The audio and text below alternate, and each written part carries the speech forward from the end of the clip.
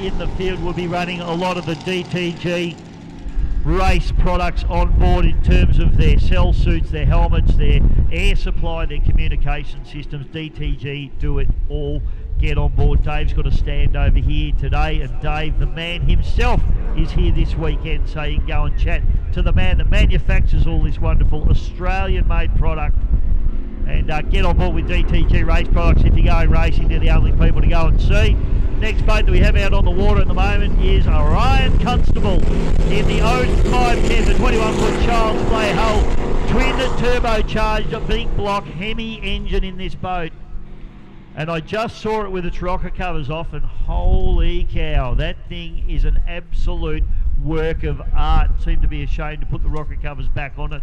The rocker arms probably worth more than my car.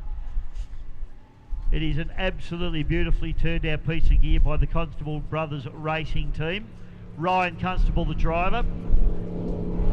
And I would have to say, in amongst the top 5% of fastest forced induction displacement boats running on the planet, and certainly have proven that in terms of when we've had the Americans over here not that long ago for the World Championships, and we certainly proved that the Australian boats are the fastest in the world, absolutely no question, and Ryan Constable's here to prove that this weekend. And need I say more? This boat's a wild, wild animal, as is the driver. Ryan is a 10/10 driver, no holds barred, young fella, a real thinker about his sport and about his racing. And these boys will be collecting data out here at the moment out of this boat.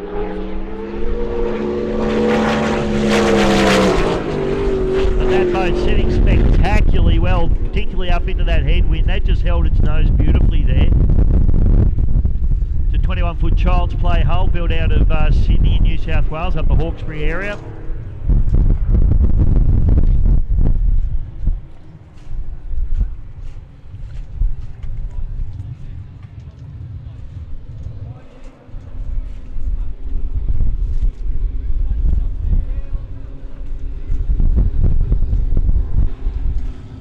A few other things going on whilst we watch Ryan just cooling down now. The Odin 510 machine. Menacing looking boat, isn't it? These boys doing an amazing job, and if you get a chance to get down into the pits and check out their setup, it is absolutely incredible. Now, a couple of the boys at the Victorian Speedboat Club, in particular the team Moonshine Racing, are selling their merchandise. Now, I know everybody's selling their merchandise, but there's something special about the Moonshine team racing merchandise here this weekend, because 50% of the merchandise sales from the Moonshine team is going to support MND. So we all know what a great cause MND is. It's a terrible disease that we as yet have no cure for, and they're working really, really hard to find a cure for it. And unfortunately, we've all been touched by MND, particularly here in boat racing and at the moment. So I noticed the land transport marquee's unattended at the minute, but once they get set up over there, you all need to go out there, get your Moonshine gear and support MND, because it's just a great cause. And, you'll definitely see me getting around in the Moonshine shirt over the weekend. I'll head over there and grab one of those, but 50% of the merchandise sales from Moonshine Racing will... Hello, it's Connor Patterson here with Turning Up Racing. We're here in our unlimited displacement. We run a 376 small block with a 871 supercharger. Usually does around 140 mile an hour. We're competing in the NDC, first round of the NDC this year. We finished last year second behind Tate Ramsey, so hopefully we can take the top step this year. I'd like to thank our sponsors, MSC Signs, Tritech Lubricants, BG Oils, and yeah, go turn it up. Adelaide Speedboat Club,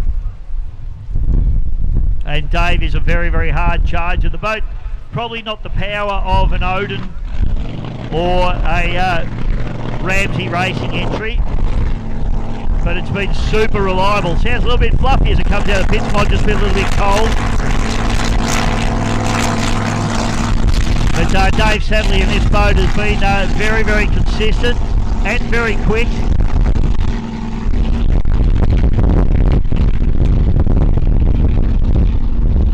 This boat's the 21-foot Everingham hull.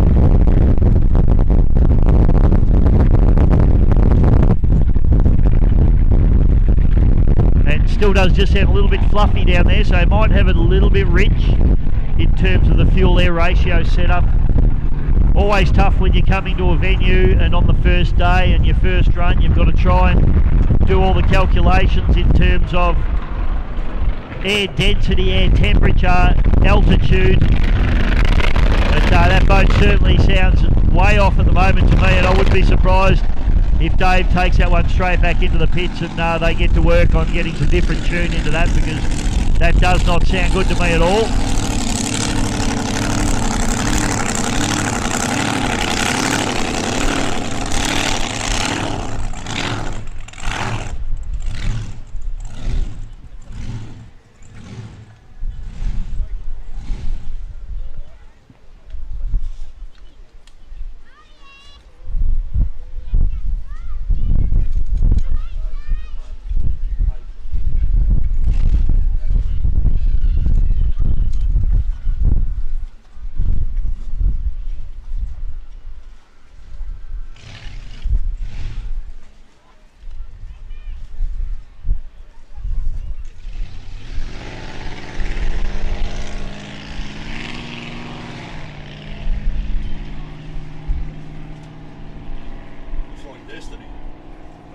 Destiny, I think.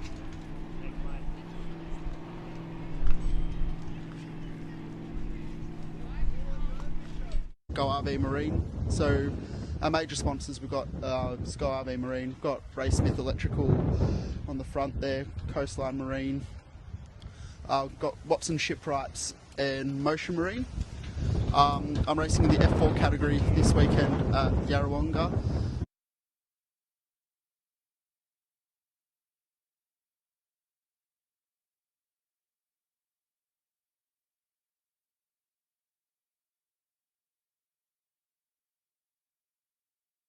Drivers' Championship in absolutely blistering style.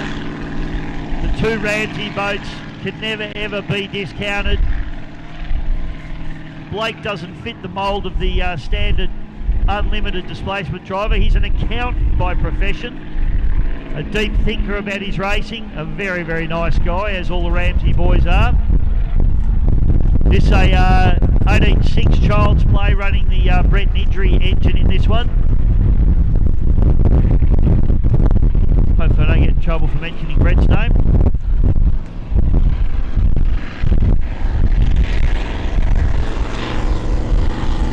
Dave Blake, one of the best blokes you'll come across in powerboat racing. He's the BF50 Destiny machine. And these boys are not here for a haircut. I can absolutely assure you of that one. They are here to race and race hard. His brother Tate, of course, has been very, very hard at it over the last few years, and in fact there's not too much Tate hasn't won.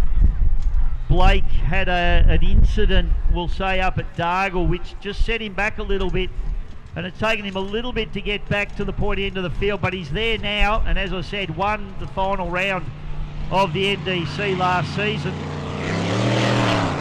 So Blake's back. He's back. And I would say that the confidence is pretty high in this boat, in this team at the moment.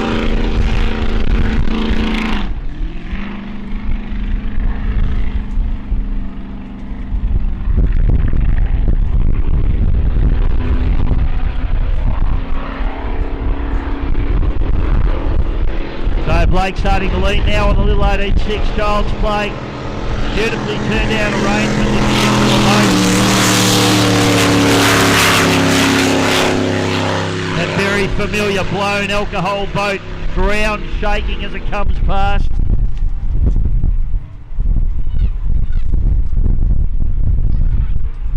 Of course, we've got the National Drivers' Championship here this weekend.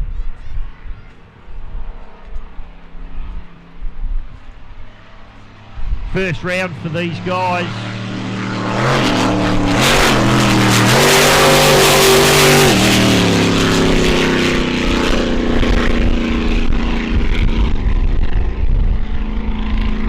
National Drivers' Championship's been absolutely spectacular. Major sponsors, of course, Battery World and Tattoos R Us, along with Lucas Oil. Ramsey just collecting data here at the moment.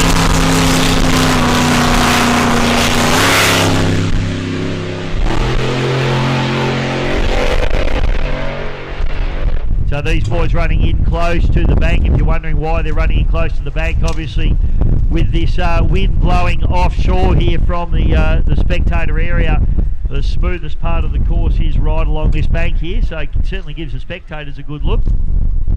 And as you can see, they're not running on the full course. That top corner up the right-hand side end of the course there would be white caps at the moment, and that would absolutely destroy these blown displacement boats and just shake them to bits. So they're not going to drive them up into that, and rightfully so. Big shout out to all the team at the Victorian Speedboat Club as well. Always do a fantastic job. This is a massive meeting to arrange. A lot of work, a lot of time, a lot of effort, and a lot of grey hairs go into making this event happen. I'm just casting my eye across. We've got OD, Simon Kerwood here this weekend. He's got the biggest job in the joint. He's been joined there by Johnny Ruth as well, who's always a great supporter of the Victorian Speedboat Club. Stephen Scott, of course, running around everywhere along with Ray Palmer, and all the people that go into making this happen. Michael Newton now hits the water. He'll be running the National Drivers' Championship. And this is the Bad Attitude boat.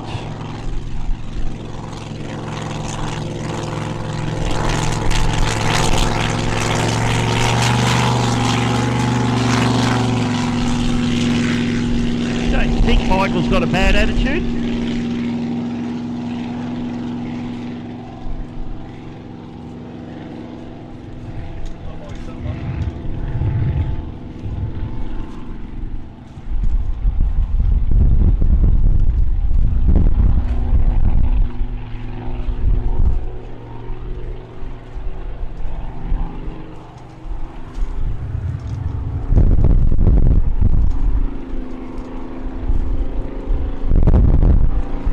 Michael hasn't done a lot of racing in this boat. He did very, very well at the World Championships, both at Mildura and Perry, in this particular boat. Beautiful looking. Rig turned out absolutely magnificently. Michael's also one of the presenters on the fabulous podcast, The High Speed Garage. So jump on board the High Speed Garage, everybody. You can tune in and listen to these boys talking about this boat and, of course, Hayden Chess's boat, which is a Fury machine as well. And get lots of good insight into what goes into getting these boats on the water and keeping them running and making them fast.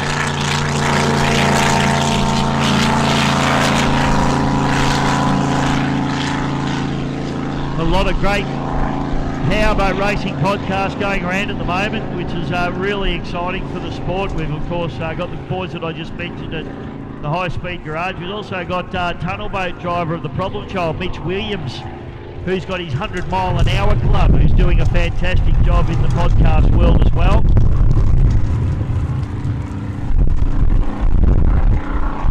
And if you want to jump on mine, it's called The Hose Down on Spotify.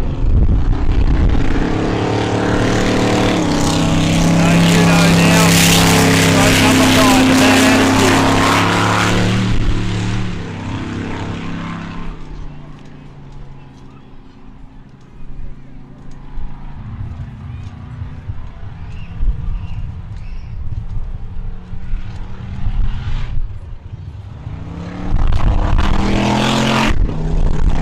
Just popping plane out of the water there a little bit. Just getting a feel for the conditions out there. These boats are such complicated animals. It's one thing to get your engine tuned and running properly and making all the horsepower it needs to make, but then you've got to put the power to the water, and propellers, gearboxes, propeller shafts, cavitation gear, it all comes into play when you're setting these boats up.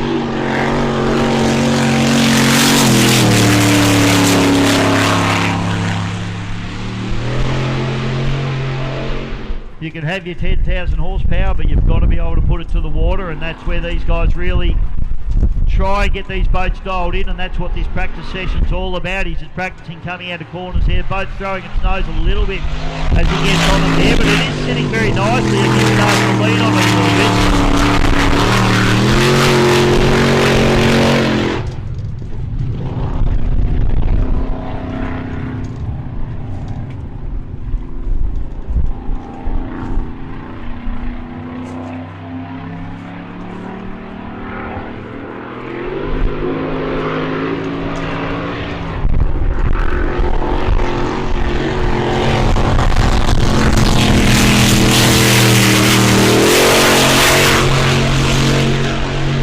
Michael's a very experienced campaigner. He's probably hasn't been in the blown category for that long, but he's certainly spent a lot of his time, in fact his entire life, growing up in and around race boats.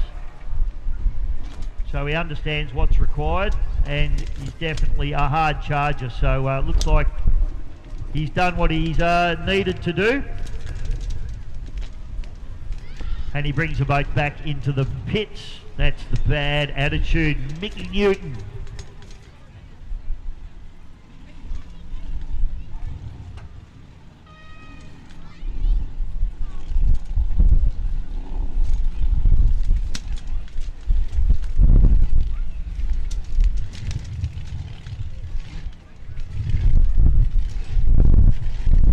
Yep. G'day, I'm Sam from Art Marine Jackson. This weekend we're representing Club Marine, running a couple of Formula GP boats, the GTR hulls with some Mercury Optimaxes.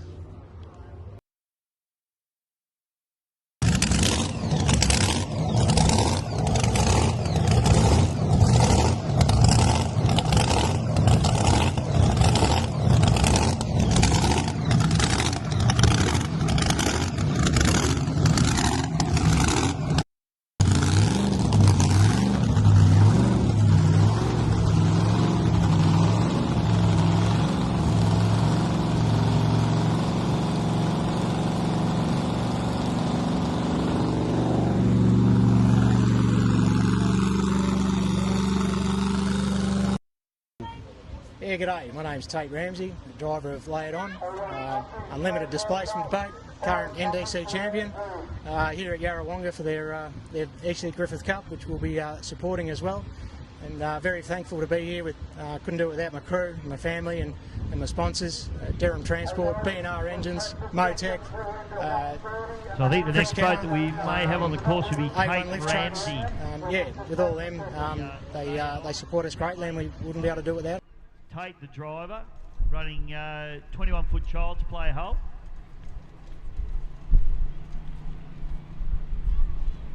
Brett Nidri engine in this boat, as does his brother in the Destiny boat.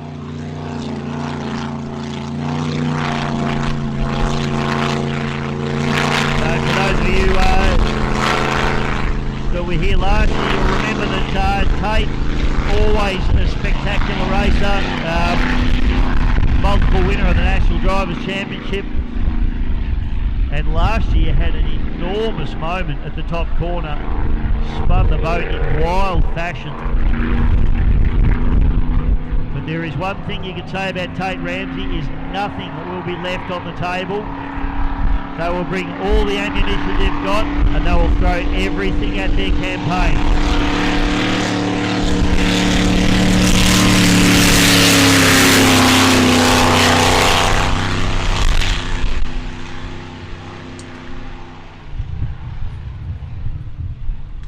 Tate, one of the hardest chargers in the field.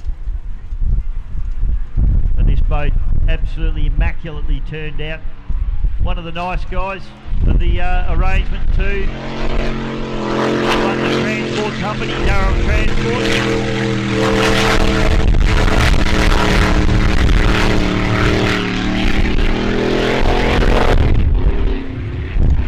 These boys hail out of the Geelong area down in Victoria.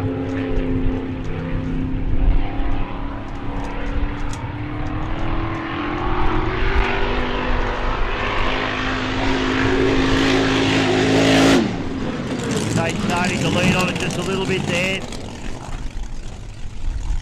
A little bit unlucky in the World Championships in his semi-final leading into the final. He left the first round sitting on top of the points table. Around about half a lap up in his semi-final, and unfortunately for him threw a blower belt, leaving the door open there for Troy Marlin to come through. So a little bit unlucky there, Tate, but you've got to put it together on the day, and that's what it's all about. I'm sure they will have learned from that one.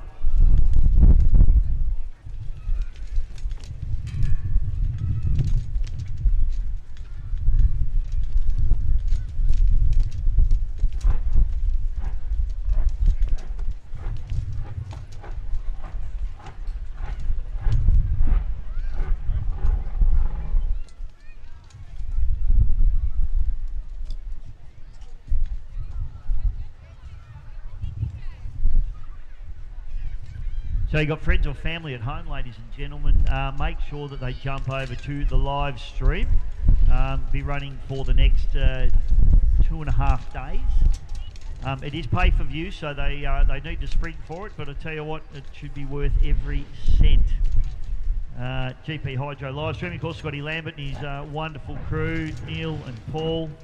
I think we've got Levi Witten on board as well, and I think there's a few others in the arrangement this weekend too. So they do an awesome job, these guys, all voluntary, and really the pay-per-view is just to cover their costs. So they're certainly not making a dollar out of it, folks. So jump on board. If you've got friends or family at home that can't get here and do want to watch the racing, direct them to either the Victorian Speedboat Club, the GP Hydro live stream, the Bisho Media Facebook pages, and that'll send you to the link for the GP Hydro live stream, which is via YouTube. So you just jump on there, you register your account, and you can watch the racing for the next 2 days.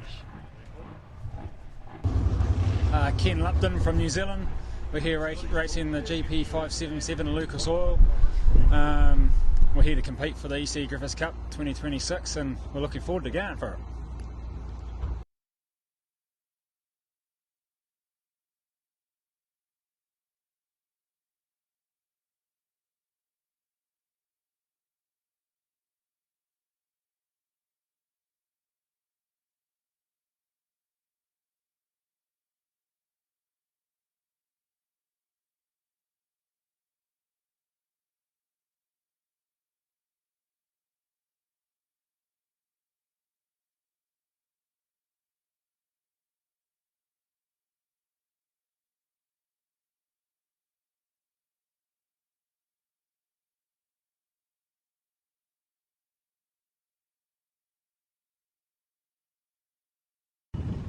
G'day, it's Ben Clark here, driver of the boat GP 101. It's a Grand Prix hydroplane.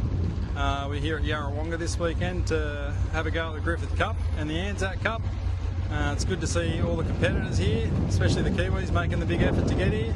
And yeah, we're hoping to have a good weekend.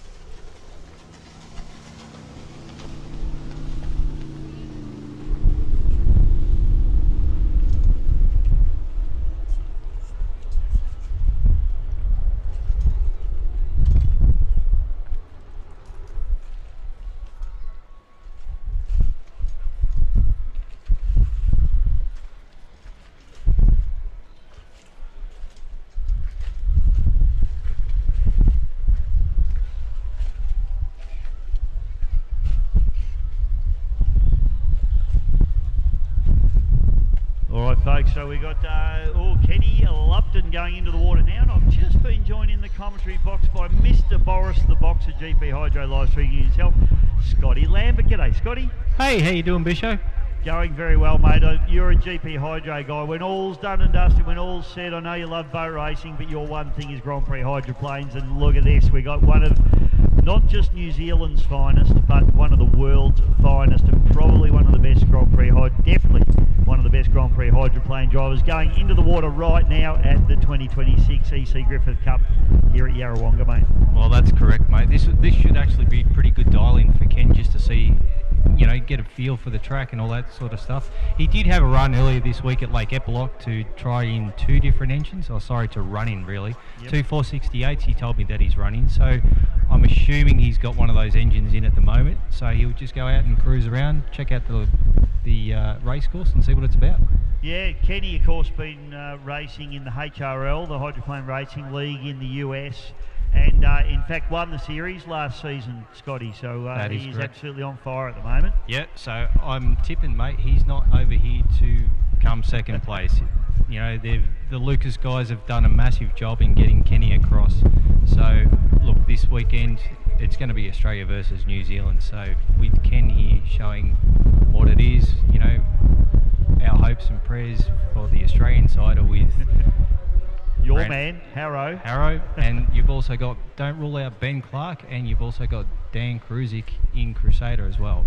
Absolutely. We've got the old girl out there too, mate, the Aussie Connection, the big V12 Rolls-Royce Merlin. So, you know, you never know. There could be an upset on the cards. But I actually see Harrow just standing in the background there. I think is that Harrow or is that Kruzik just standing there in his race suit? That looks like Kruzik on screen for those people watching at home.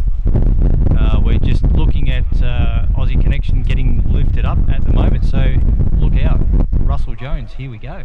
Yeah, fantastic. And I'm a Bendigo boy, mate, so the pride of Bendigo, that particular boat, he lives out there in Monstance Road, just opposite the pub, actually, so it's a great spot to be. Brady's Patch, good place for a feed. I should get him to come in and sponsor, shouldn't we? But we love the old girl, mate. We love the Rolls-Royce Merlin. You grew up around this boat. I think you saw this boat actually being built when it was being built.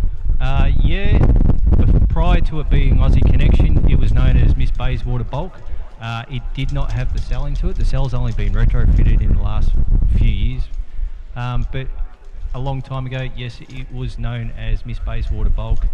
We watched it several times racing with Miss Budweiser and having some red hot jewels with all that sort of stuff. But definitely, guys, the sound of this boat is 100% a crowd pleaser. Yeah, it is, mate, and it sounds fantastic. It looks actually, they've done a really nice job in the cell, although, you know, I probably wasn't on board for the cell in the first place just for history's sake. But it's definitely come up really nice, hasn't it? Looks fast, even just hanging from the crane. Definitely, and we've also, it looks like we've got GP21, Dan Kruzik, starting to get lowered into the water as well. So there's a couple of boats on the sling. They definitely want to get out there and start with this. We got Turn It Up coming back out as well. We're just hearing Scotty, but Russell Embleton, the fat controller of offshore, mate, who does a fantastic job running offshore powerboat racing here in Australia. He's down there running the hydroplane pitch. So I tell you one thing about Russell, he runs a pretty tight ship, mate. So I reckon we'll see those hydros go in and out pretty quick. I reckon we're going to be onto it, knowing Russell. And yes, we've worked with him several times with the offshore crew. And we are racing in Adelaide in a couple of weeks, so don't rule that one out, guys. Absolutely offshore Adelaide. Look at this. You know how much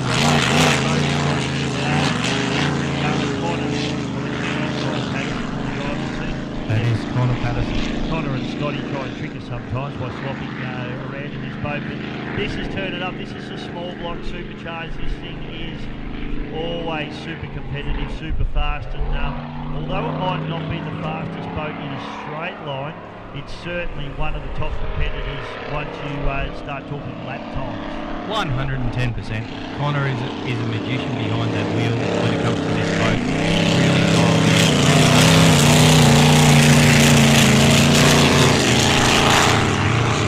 Bring these guys out, so it'll be exciting to see that. And I'm wondering, are we going to be seeing Scotty fist pump in the air too? Well, let's hope so. We love it when Scotty goes off. He's the most passionate guy. We reckon we are, but I think Scotty's got us covered, Scotland. So he's one of the most passionate guys in powerboat racing. But NDC, mate, we should talk about that just for a moment, because a new point system this season, and it's going to be very, very interesting. I don't know if you read the press release, Scotty. It was like War and Peace. Complicated. Short answer was basically what's going to happen is you can win your heat, or you can do your hot lap. You don't go into pole, you go into pole 2, and that means you're going to have to work hard to go around the outside of the guy that's going to be on your inside. So it's not going to be the guy, if you're fast, you're not just going to get it all your own way by going to pole 1 in every heat. Well, that's definitely a good thing. It upsets the boys a little bit. Know it? Yeah, well, they're actually going to know that they can't. They still have to push hard.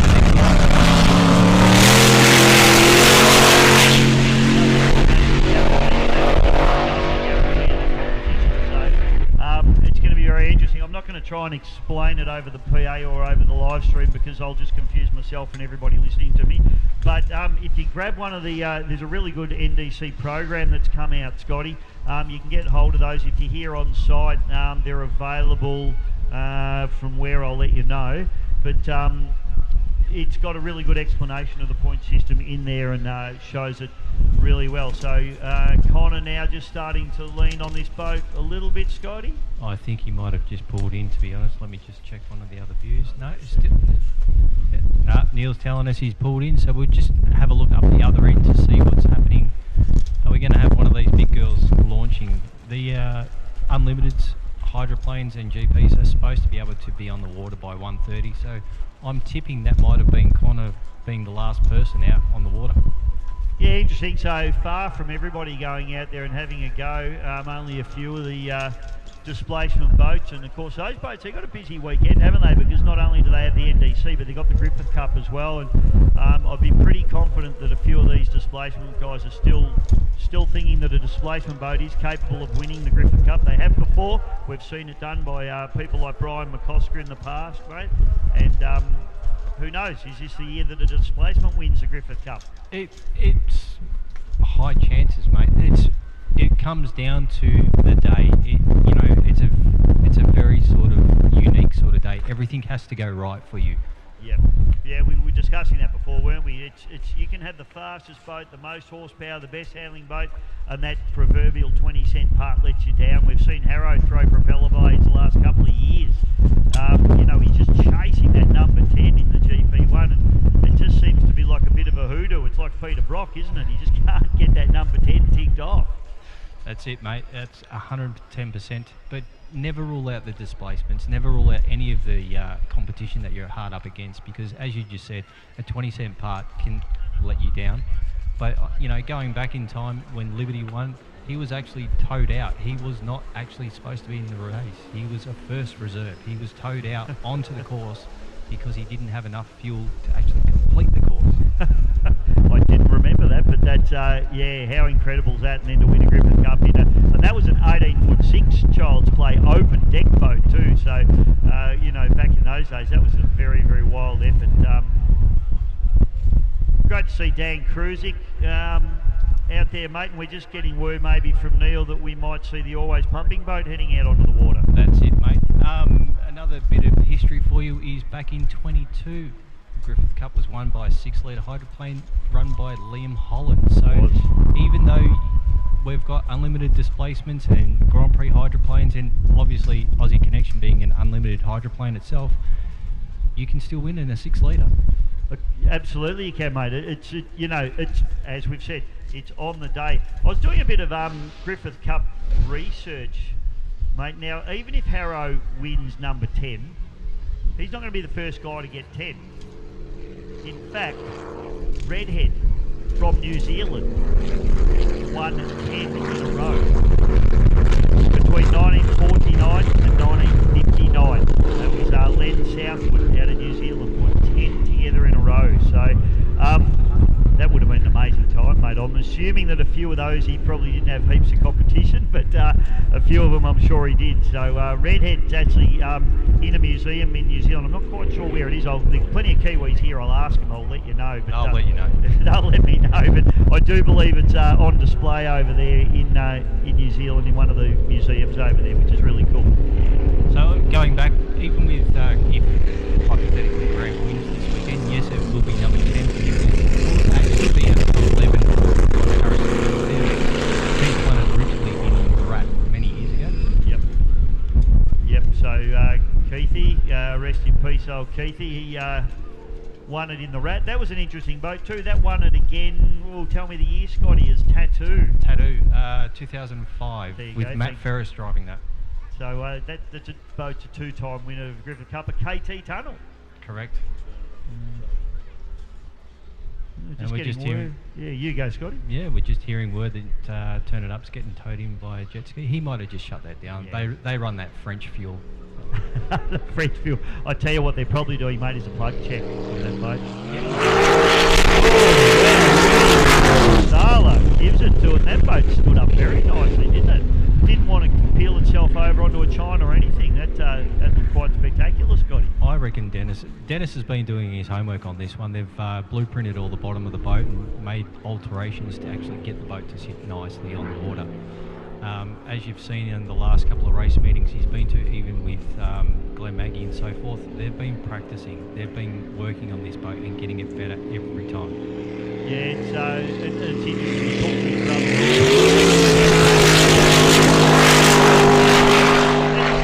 It's taking a good set, isn't it, Scotty? It certainly didn't corkscrew itself over or do anything. It just sat up and went. So, it's bumpy up that top end, isn't it? Oh, yeah.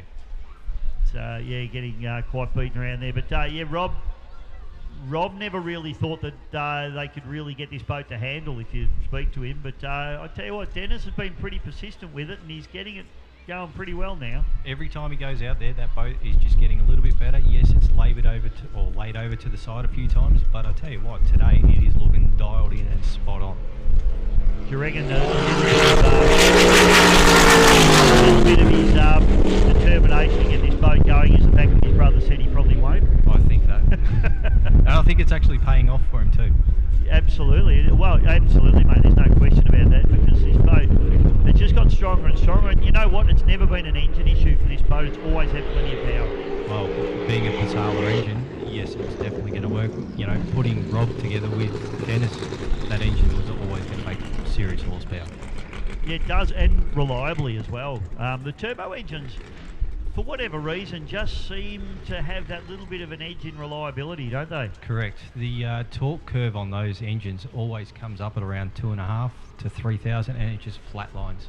Where with the normal aspirated engine, the torque curve actually keeps growing as the RPM comes up. So it's totally different. Yeah, well, I guess being a compressor on a supercharged engine, the harder you spin it, the more boost it makes. Is funny. We were talking to Duff Daly and Mike Stock of the El Cid crew at the World Championships, and the Americans were talking about the party pulley, bringing out the party pulley when the finals come out, which is obviously the smaller pulley to give it more boost. And they said we only pull out the party pulley when we really have to. But Ken Lupton, ladies and gentlemen, hits Lake Mulwala for the first time in a very long time. Scotty, what year was Ken back here? 2016, off the top of my memory, was the last time Ken was actually not in this boat, but actually on these waters. Yep, and did an epic job then. But the GP577, the New Zealander, the Kiwi, the Great White Hope, and of course the HRL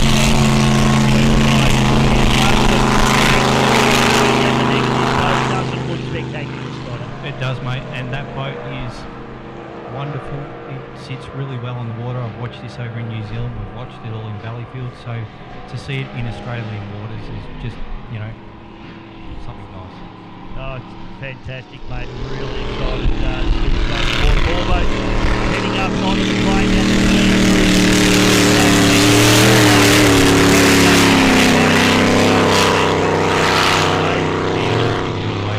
He's a fantastic bloke. Very big hands though. He's very strong in that cockpit. You know, when it first came here not that long ago, it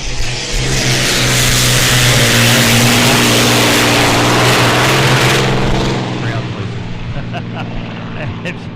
absolutely. So the Aussie connection hits the water as well. That big supercharged 27-litre V12 Rolls-Royce Merlin just shaking the ground as it comes past.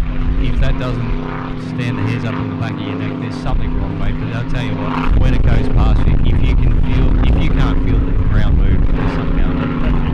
You're probably dead, mate. You need to go and see your doctor. But, focusing in now down at the bridge end turn in this magnificent Yarrawonga course. This is home territory for you, Scotty. You own half of Yarrawonga. That's the top one.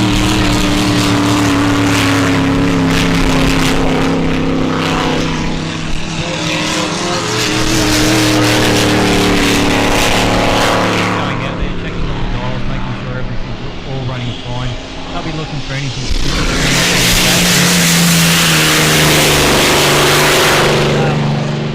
It is very rough down that bottom turn, down that back straight. I don't think any of these boys will want to do anything too silly this afternoon, Scotty. I don't think that corner's going to really upset Aussie Connection. I mean, that boat has been through a lot bigger waves than what I've seen just this morning.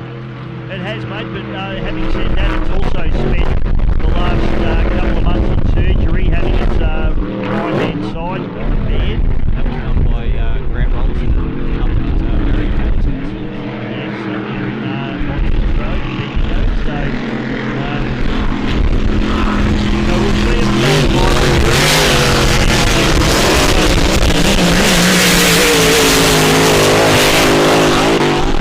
Now that boat is also won a Griffith Cup before at the Ride and Lake.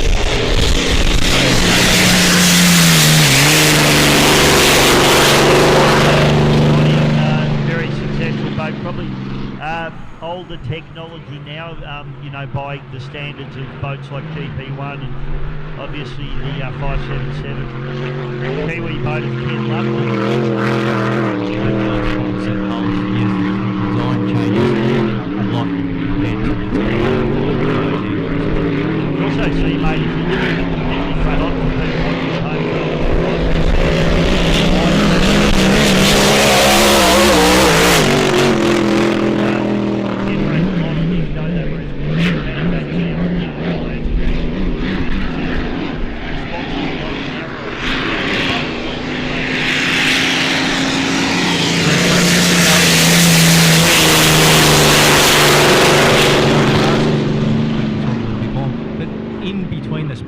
is what we call an air trap. So what that is a lot of air gets compressed and actually helps lift the boat up off the corners and off the water itself. So the faster they go, mate, of course the air goes down because it gets compressed underneath the boat because the tunnel gets smaller and then it gets spilled out the back, and that's actually what lifts the back of the boat up out of the water. They use a semi-circular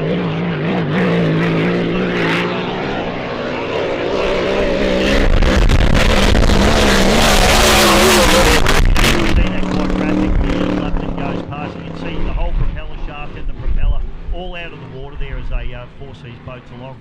So to keep these guys on the water at the front of the boat, on Ken's boat he's got two little wings, they're called a canard wing, where with Grant Harrison he's got a bigger canard wing that runs in between the two sponsons.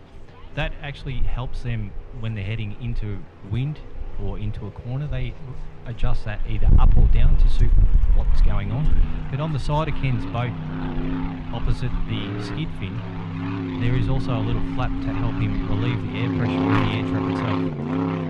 Yeah, how's that operated, Scotty? From what I understand, it's an electronic button that's on his steering wheel, so as he's going around he can just press one button, open the flap up and let the air out of the air trap, and that'll help settle the boat down before he actually has to get on the canard wing. Where with Grant Harrison it's a different sort of scenario. He doesn't have that little flap to exit all the air out, so when he's coming down the front chute, and most other the hydroplanes here this weekend, you'll see them dance from sponson to sponson. Now what I mean from dancing sponson to sponson is they'll rock left to right, left to right. So we call that dancing. What that's actually doing is spilling the air from the air trap. But Ken's also got that flap on the side of the boat which will open and release that air pressure for him. I haven't seen one of those before, Scotty, so I'm going to head down into the pits and check that out when I get a moment out of the commentary box. But yeah, it's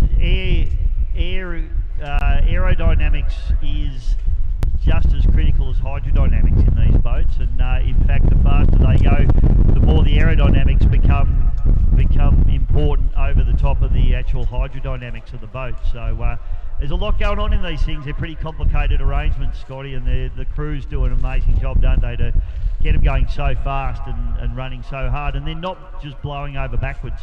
No, that's it. And look, these days the reliability of these engines in these craft is just getting better and stronger all the time. I mean, you know, go back to yesteryear, you used to see some of these boats with 510s and sometimes the engine wouldn't last the weekend. Sometimes they would. But these days, you know, coming into this sort of future, you can see most of these guys will still have engine working by the end of the weekend. Yeah, it is. It's incredible. Like, the engine technology now is just really stepped up, and you know, the componentry is just so strong now. I tell you what, I was down in the pits, and I just mentioned it before, Scotty, but the Odin boys have got their Hemi engine, and they had the rocker covers off. I don't know whether you've seen in there the rocker arms are like jewellery. You could buy them for your wife as an anniversary present. They are gorgeous. Just unbelievable stuff to look at that thing. Well, the Constable boat is just worthy of all that sort of stuff straight up. Being concreters, you know, like I've seen them. The Constables have been around. They've got several different configurations. Sorry, I couldn't get the word out. Yeah, words are hard. But you know, like the Constables have worked on that boat, and it's gone somewhere, and it's going really well at the moment. You know, being up at Raymond Terrace, we saw that boat go backwards into a corner. Yeah. You know, cells have changed a lot, but the Constable craft with this new engine package sounds different, it's stronger, and it's faster. It is, mate, and these boys just, you know, everyone goes, oh, look at the money. Don't worry about the money, the effort that these guys go to. It's the work that goes into these boats, the hours and hours of work, you know, after hours. These boys are all working, you know, Constable boys own a concrete plant business, and they're working really hard to, you know, support the business and support their staff and do all that stuff, and then on the weekends they're working really hard, and at night on this boat to try and get it up and running and try and win this championship as well. So Betty Clark, mate, just going into the water there in the GP 101, and we haven't seen Harrow get dropped in the water yet. I was just wondering, Neil might be able to just pan across a bit and pan out a bit and just give us a bit of a look. He's behind that crane, you won't see him. Ah, there he is. Yeah, there's a transom of it there. So I'm sure Harrow will be going in. He'll definitely want to get a couple of practice laps in. I think Harrow, and you're effectively part of the GP 101, GP1 team, I should say, Scotty. The propeller issues seem to have, I don't want to put the commentator's curse on him, but Gator being a 6-litre boat, which what you're talking about. There's Russell Embleton there. I can just see him wandering through, just making sure that it's all happening. Give us a wave, Russell. I don't know if Russ can hear us. He can't hear us. Yeah, but Harrow, mate, propeller issues have been his big drama. They've been the real thorn in the side for that team the last couple of years. Where are they at with propellers? He currently has a new propeller that has all been crafted. It's very similar to what I've seen in some of the offshore races, running a herring prop. Herring? So that's different for these guys. It's actually, you know, Grant's, I won't divulge too much information, but that's his prop that he's selected now. Yep. You saw at St George. Yep. That was probably one of the first runnings of the boat with that prop on it, and he ran around the outside of Warlord, which, you know, anyone can do that on any days going well. Well, Troy's a massively good campaigner, as you know, very strong and very fast running boat, but to see Grant pull up on the outside of him and run deck to deck for a couple of races, that was really good. Yeah, so well, herring are very well known both in the offshore powerboat world, both inboards and stern drives, but also in the water ski racing world, Scotty, where herring props are used very extensively. So, you know, they know what it takes. It's a company that's been building high performance propellers for a very long time, but I haven't heard of them being used on a hydroplane before. Would Grants be the first hydro that they've done, or they have done a few in the States? They've done a few over in the States. The other props that we mainly see over here, like on the back of Ken's boat, will be a DeWalt prop. Yep. Yeah, very. You've probably heard them multiple times. They run those pretty solid everywhere. Yep. Yeah, the DeWalt course, and again, DeWalt are well known in both offshore and ski racing circles as well, particularly on the Mercury number 6 stern drives, the DeWalt propellers, and also the Herring. So, two really good companies over there, sort of battling it out, isn't it? It's like tyre manufacturers in car racing. That's it, mate. Don't talk to me about new tyres. I got new some yesterday. Mate, hey, at least one thing, your set of tyres would have been cheaper than a tank of fuel.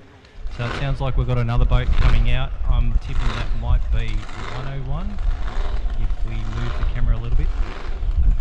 Yeah, we'll just try and pan it. Or it actually could be another one starting up just to warm up and get some engine temperature.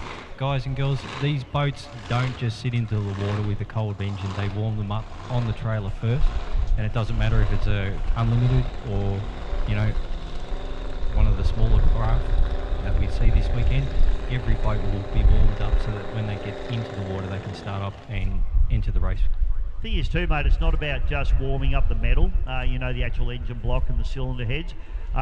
It's really about getting the oil temperature up to spec, because the oil viscosity is designed to work at its operating temperature. So when it's too cold, it's too thick, and it's not working in the way that the engine builders designed it to work. So a lot of these guys will have oil warmers. They'll all have dry sumps effectively, which means they've got, you know, probably 10 to 15 litres of oil, depending on the size of the engine, in a big aluminium tank. And a lot of the guys these days have a heater in that tank, and they plug them in. They actually warm the oil up prior to heading out onto the course, as Scotty says. So heat the oil up, then get the engine up, get the engine block and cylinder heads, all the metal or aluminium componentry up to temperature.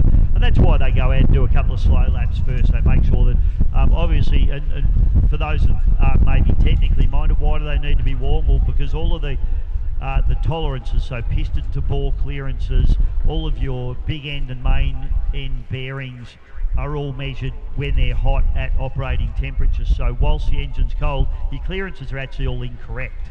So they need to be hot to make sure that the clearances between the piston to bore, all of your big ends, all your main bearings are all the correct spec once you start leaning on them and giving them a hard time. And of course, same deal with the oil. So a lot going on in these things, Scotty. That's definitely it, mate. You put me back in the seat. Gator in the water there, mate, and I think we've got a combination of Kelvin and Melissa McCants running this weekend. I've got a feeling to say that that'll be Kelvin strapped in. That looks like Melissa there. That's Melissa on the bank there, I think, is it? She's running some very red hair there, Scotty, if it is. I don't think that's her. No. I got a feeling that's Kelvin getting strapped into the boat right now. So I'm thinking normally what this team do is Melissa will run 105. the 105 class, yeah, and then Kelvin will do the big, you know, Gold Cup stuff or, you know, Griffith Cup stuff. That's not to say that's what they are doing, but traditionally that's what they've sort of done, isn't it, Scotty? Correct, mate. That's how it is. Now, the Gator boat is another boat that has come over from overseas, similar to the HBR Desperado. These boats were campaign. Originally, the Gator, from my knowledge, was actually one 350 over in the States, and it ran really well over there. It was put up for sale for a bit before the McCanish family went over and decided they wanted to buy it. Is that Kelvin walking on the deck? So yeah, it must be Melissa on the boat. Yeah, I saw his boots. Kelvin always wears those boots. That's how I picked it was him. And then he's got his red goatee there. So yeah, that's actually Kelvin. So yeah, no, it'll be Melissa in the boat, mate.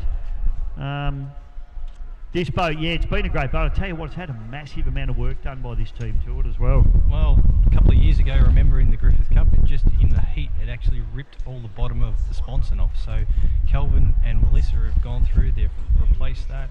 There was a couple of weeks ago where they had the back of the boat cut up, and in the background we can just see 101 starting up. Yeah, so Benny Clark now just hitting the starter boat on the GP 101. Very interesting. The McCanches are very technical, mate. They use a lot of technology to help them assist the boat, particularly in terms of aerodynamics. They use a computer system to give them all the drag coefficients and whatnot, and they do an amazing job with that boat. And it's here to be, I tell you what, it'd be sad for a few of the other teams, but if they could snag a Griffith Cup the way Desperado did a couple of years ago, it'd be a big party in the McHanch camp, and I don't think anyone would be sad for them that if they did have a win, would they? Well, he'd be definitely someone that you'd want to see win and put his name on the trophy. Another person that I'd like to see one day would be this person coming out now, Ben Clark. Yeah, so this boat here, Scotty, and again, this was the boat the GP1 team.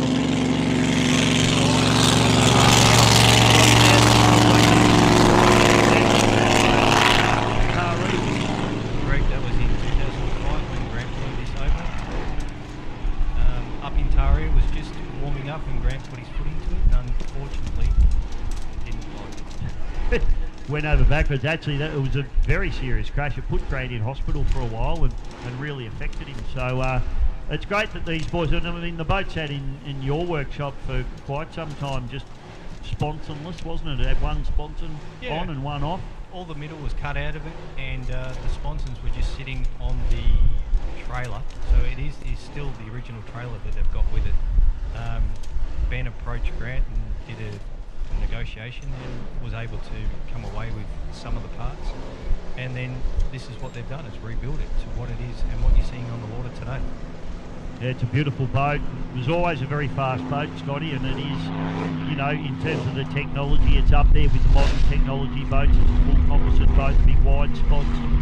And, you know, I think once they get their head around this boat, they'll really be on fire. But Benny had a big off in it at St George not that long ago, and we did quite a bit of damage, more damage than what we thought to the boat. But no, it's had a lot of work done to it as well, Scott. Correct, mate. After his little turnaround, that's St George just next cut off and make it back. We then saw the campaign at Glenmaggie without the sticker work and all the beautiful flame work that's on it. You know, flames give you 5 mile an hour. It's a documented fact. They got a bit of yellow into it and a bit of red. Yeah. So yes, the boat was campaigned down at Glenmaggie, testing and make sure everything was on. And now Ben's back. Benny's back, and we love it. Going down the back straight away there in the GP. 101 is Benny Clark, and just in the front of shot, we just saw the gator go past as well, so that'll be Melissa McCants. It's a 6-litre hydroplane. Henderson Hydro. I'm trying to think of the name of the brand, and you might not be able to help me.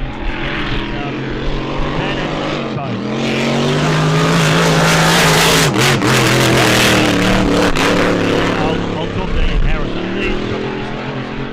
No doubt he'll send me a message straight away. Oh, look, you know yourself, usually when you make mistakes with commentary, people message you and tell you you're doing it wrong, but okay. Yeah. Oh, don't worry, I get lots of messages, mate. Most of them are good, though, I must say. Oh, thanks, everybody, for the birthday wishes yesterday, too. So, awesome. Yes, we did talk about the last time. That was good. Now, for those who didn't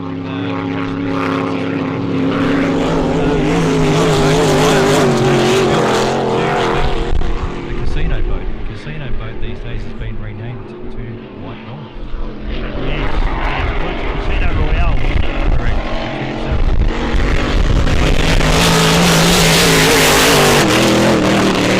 Ben just starting to lead on the 101 there, down the front of our commentary position here, Scotty, and yeah, Whitecap's out there at the moment, mate. Yeah, probably wouldn't want to be going down too much further than that. Getting into the bit of rough water, but you know, go out, check out the course, see what it's about, get a feeling for it, and work out where you're aiming for on that bridge and the bottom end. Yeah, I certainly don't think you're going to see anybody lean on it too hard down the back straight today. I mean, if it was race conditions, different story, but not in practice. Not worth breaking the boat in a practice run.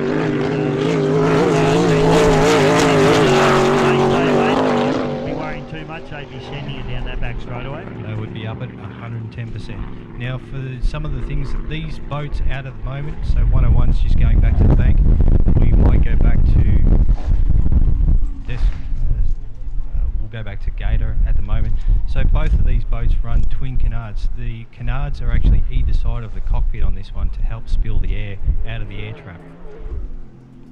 It's a beautiful boat, isn't it? Look at it. It just even looks fast, just cruising along there like it is at the moment. Melissa does an awesome job. She's one of our fabulous lady drivers, and she can take it up to the boys any day of the week, mate. She pushes hard, Melissa. I don't want to pull up next to her on the racetrack. She's certainly not scared of mixing it up with the men, and does an awesome job of it. No doubt at all. So Gator down the back chute, looking very, very nice, sounding good.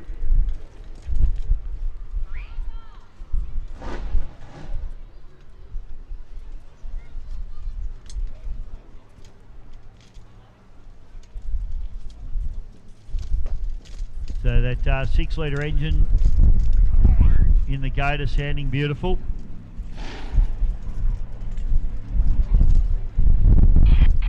Plenty going on this weekend. Don't forget, ladies and gentlemen, head over to the Land Transport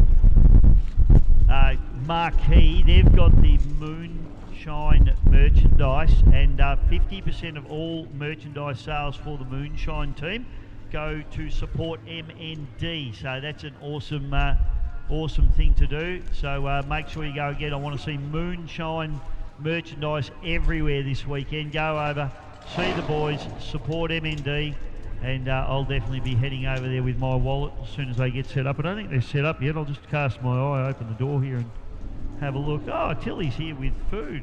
Fantastic. They're not there yet, but when they do get here, head over and see the Land Transport team to get your beautiful Moonshine merchandise.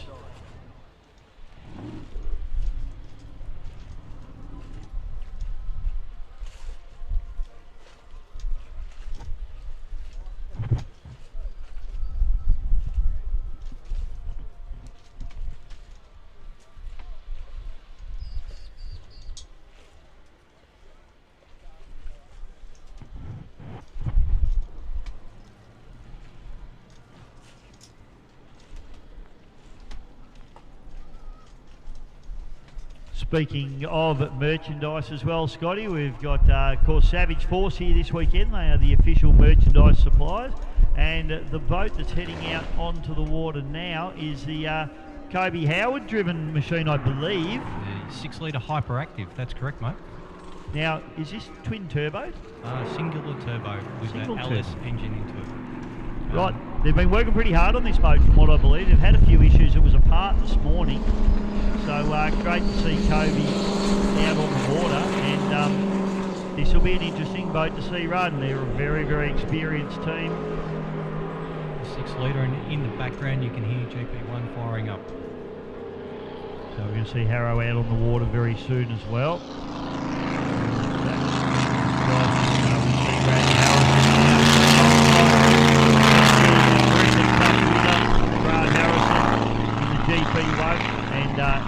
So desperately wants to put number 10 on the board. And I tell you what, Scotty, if he put number 10 on the board, do you think he'd put an exclamation mark and a full stop on it?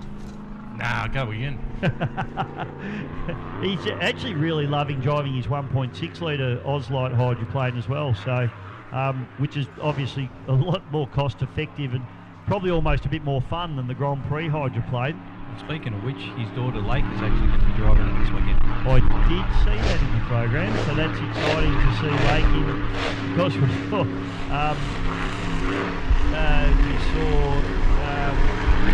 young Marlon, Corey Marlon, had a massive blowover in that boat here last year. So I think the boat.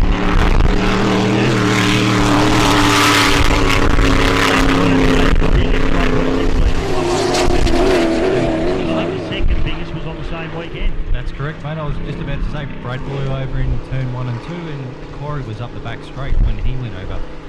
The only damage basically to the boat was the broken rear vision mirror, and there was a little bit of a paint chip, and that was it.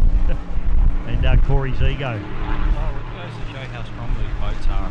But just to mention it, these guys, even though they are strapped into a cockpit, every person inside the cells, they are on oxygen. So it doesn't matter if the boat's the right way up or upside down, they are getting air. They are. Grant Harrison now, the GP1. He's come to this place many times. 1 minute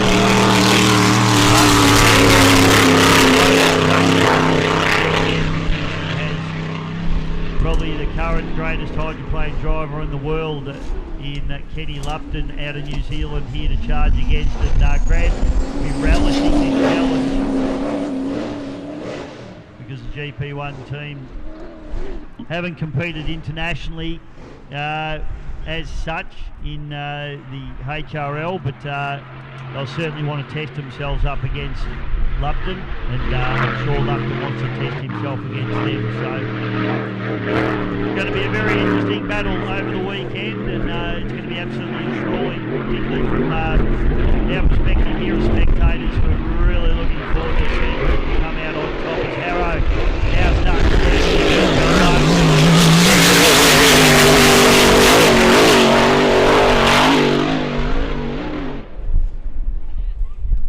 and you see a couple of big holes just coming up there as big thump from the right-hand sponsor there, and Harrow actually coming to a stop. I did hear a bit of a thump there, so I'm not sure. Harrow's pulled up.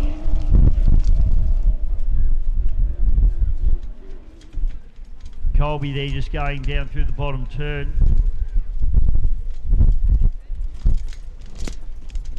So hopefully Harrow hasn't done himself a mischief with that one.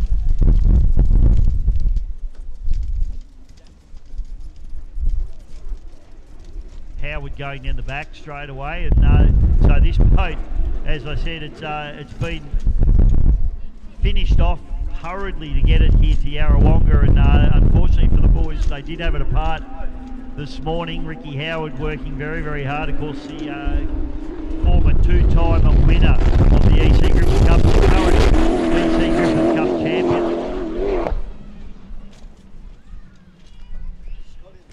Not running the white noise, and we, of course, are remembering Grant Healy this weekend, who sadly Grant passed away only a week or so ago, or 2 weeks ago. And Grant was just a very, very passionate guy about powerboat racing, a two-time EC Griffith Cup winner. And his boat's white noise in powerboat racing, also in water ski racing. Grant did it all, and he was just a great guy. I don't think I ever heard anyone say a bad word about Grant Healy. Everybody loved him, and we're certainly going to miss him around the racing scene, and I'm certain that the Howard boys have put this boat on the water this weekend in some way, in part form, in memory of Mr. Grant Healy this weekend. Rest in peace, Grant.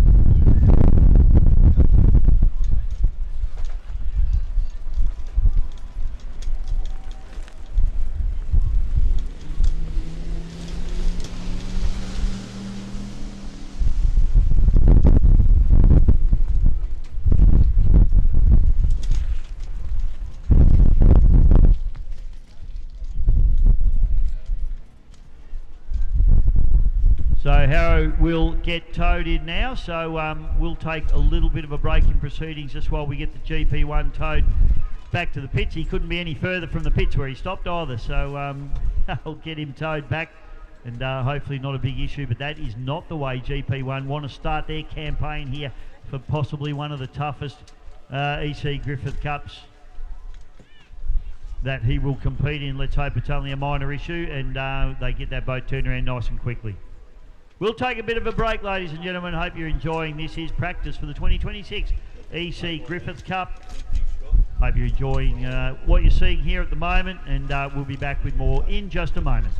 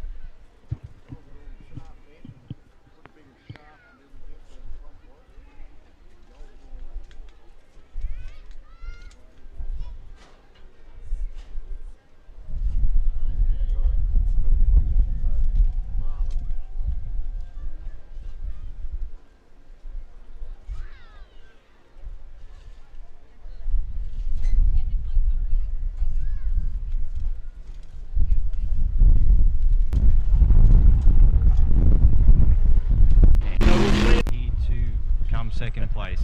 You know, the Lucas guys have done a massive job in getting Kenny across.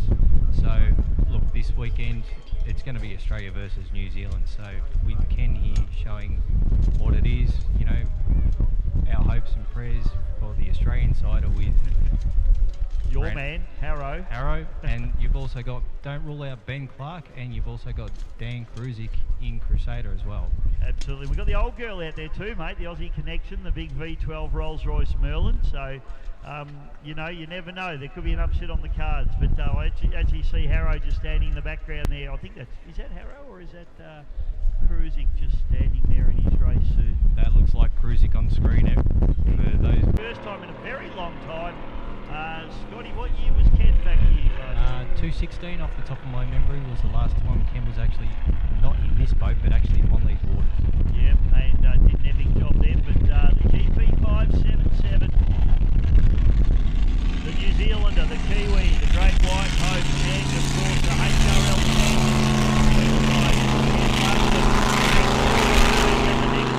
doesn't look spectacular, Scott. It does, mate, and that boat is wonderful. It sits really well on the water. I've watched this over in New Zealand. We've watched it all in Valleyfield. So to see it in Australian waters is just, you know, something nice.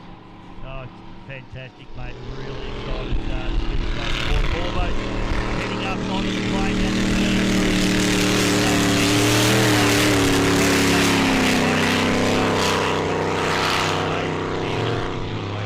He's a fantastic bloke. Very big hands, though. Very. He's very strong in that cockpit. You know, when it first came here not that long ago, it had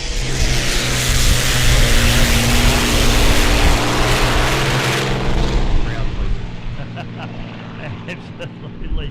So the Aussie Connection hits the water as well. That big supercharged 27-litre V12 Rolls-Royce Merlin just shaking the ground as it comes past. If that doesn't stand the hairs up on the back of your neck, there's something wrong, mate. But I'll tell you what, when it goes past you, if you can't feel the ground move, there's something out there. You're probably dead, mate. You need to go and see your doctor. But focusing in now down to the bridge end turn here, this magnificent Yarrawonga course. This is home territory for you, Scotty. You own half of Yarrawonga. That's the top one.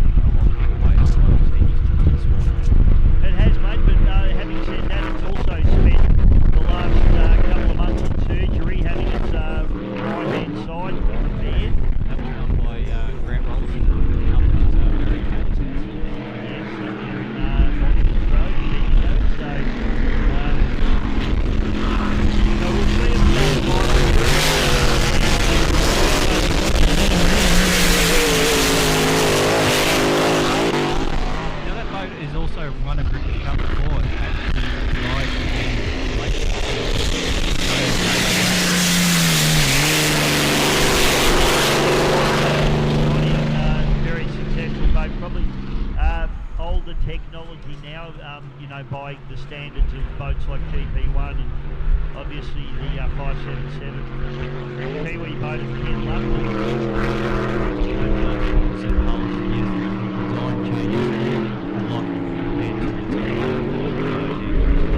You also see, mate, if you look at the front on the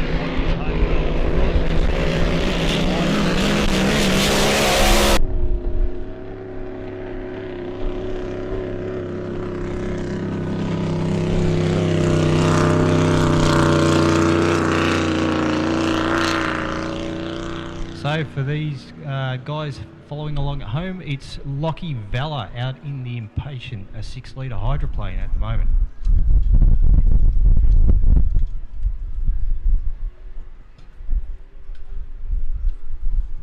Lockie's just heading out at the moment, getting a little bit of a feel for the course and so forth. His dad, Paul Vella, is another massive hard-charging, campaigning person. This boat's been around for a bit, and to let everyone know, yes, there is talk of them stepping up into the Grand Prix class as well, with the purchase of GP60. Prior, it was campaigned by Wayne Smith as Miss Tina Breeze, but the Vela family currently have the boat sitting in the shed at the moment, so we look forward to seeing that on the water.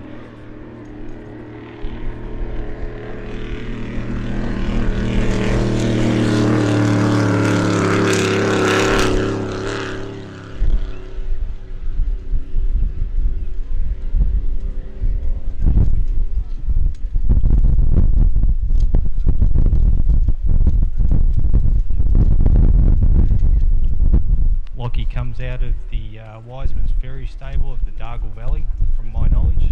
Happy to be wrong, but they've made the track down here to Yarrawonga, which is fantastic to see them out here.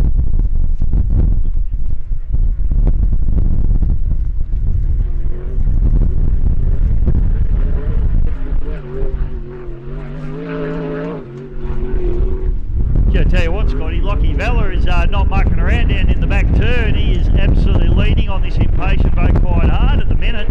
He's onto it.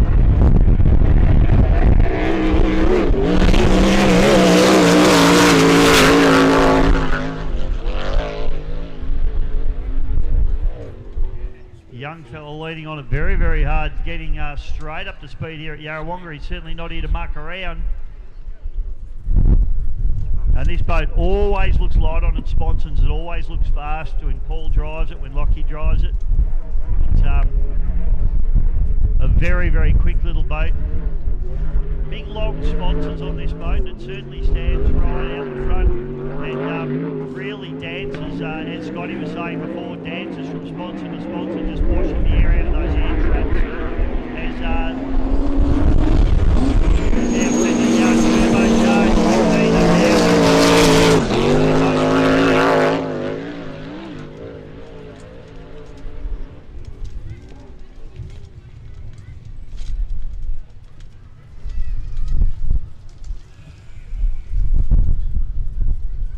So the two young guns out there now, Lockie Vella on the inside there, and Kobe Howard on the outside of him. And both these boats look like they're cracking along quite well. Both of them not pushing as hard down the back straight, which is totally understandable. There's absolute white caps down that back straight at the moment, so it'll be more like an offshore powerboat race for these two young fellas. They certainly don't want to put a hole in a sponson or break a sponson off one of these boats for the sake of practice runs.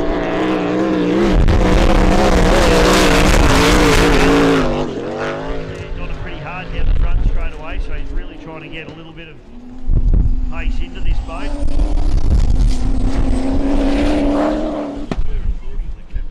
And you can hear the turbocharger just popping there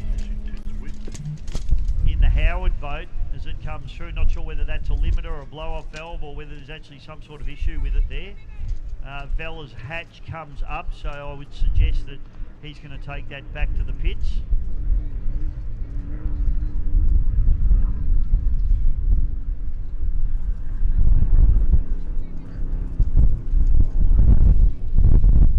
Up on the back straight away there is the Howard boat. Tell you what, that's a little pocket rocket, isn't it? Little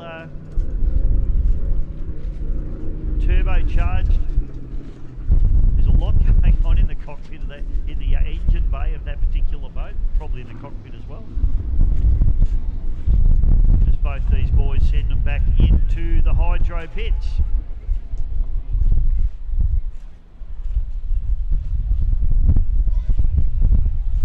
So don't forget, of course, we've got the round one of the National Drivers' Championship. New point system for the National Drivers' Championship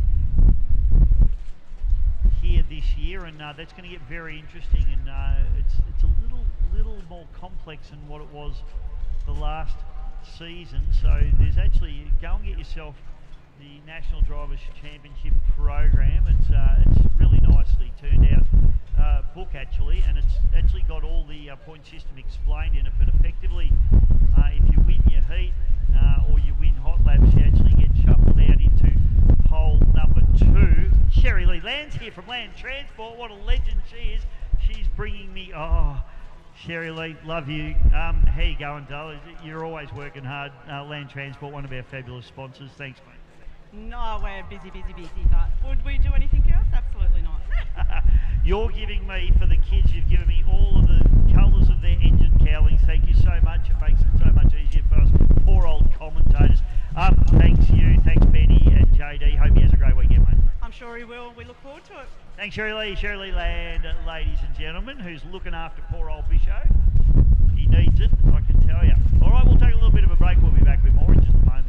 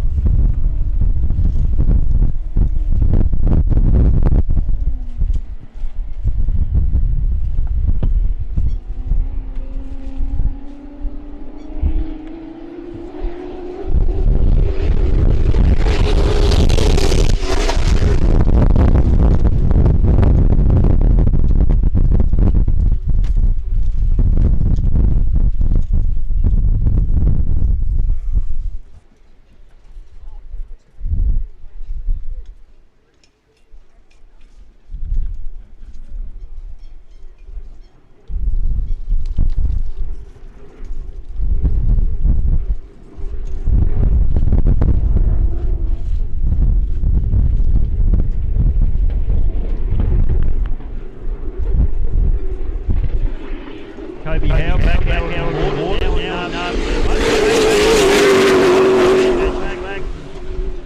Well, there's one thing the Howard family know how to do is make hydroplanes go fast. So this will be absolutely no exception to that rule.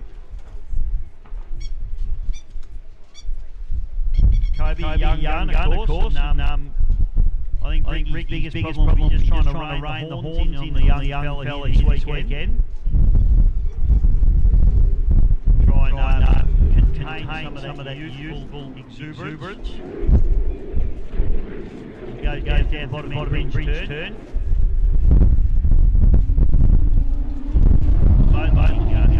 Very easy. No question about that.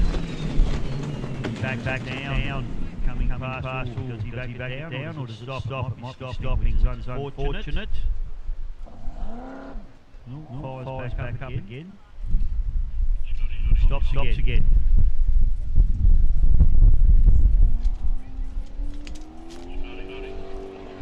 Gets fried.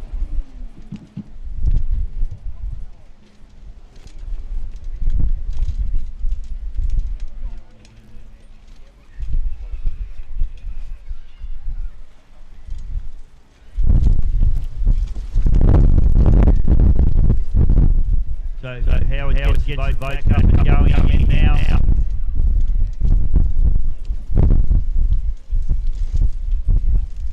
So obviously just some niggling going on with that boat at the moment. Levi joining him in the commentary box at the moment. Levi, you're running around like a blue bum fly, mate. Yeah, just looking for stuff. Yeah, get the weekend sorted and ready. Now, are you racing this weekend? I've just got the juniors list. I haven't had a good look at it yet.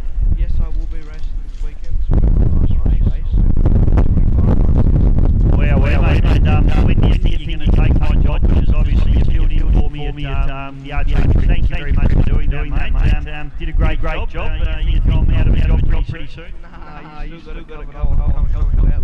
You're the professional. Got to learn from someone. Well, don't give me the detail to drive a boat. You saw how that ended for me. Yeah, that's Pretty funny, yeah, hilarious. I thought so, Sunny Hospital bed. Hey, good on you, mate. Good luck this weekend. Thanks, Michelle. Good luck with the commentary. Thanks, Levi. Cheers, mate. Howard goes back in pits there. At the moment, we've still got Harrow in there. Looks like he's probably maybe going to head back out. Not sure on that one. There's a lot of activity going on in TV here at the minute. So we'll take a little bit of a break while there's a lull in proceedings, and we'll be back with more in just a moment.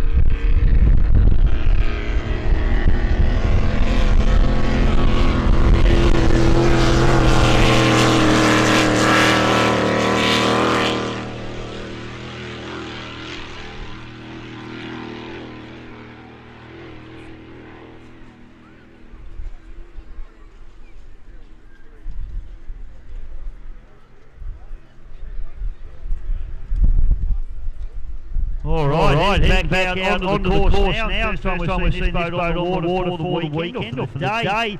This is Brendan Anderson in the AMR Anderson Motorsport entry. Now, I've seen this boat run a few times, and he's a quick little 6 litre hydro. They're here to try and win the Lawson 6 litre hydro shield this weekend. I would expect this boat to be right up the Port here. Brendan's a hard charger. And you'll certainly throw everything at this in the Anderson Motorsport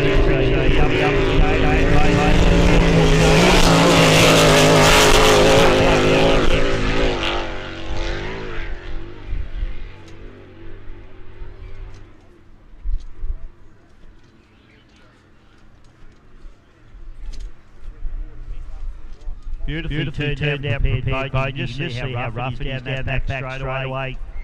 Spray coming on front sponsons here as it's going through the corner. And they won't be pushing that boat along too hard. Given the conditions down that back.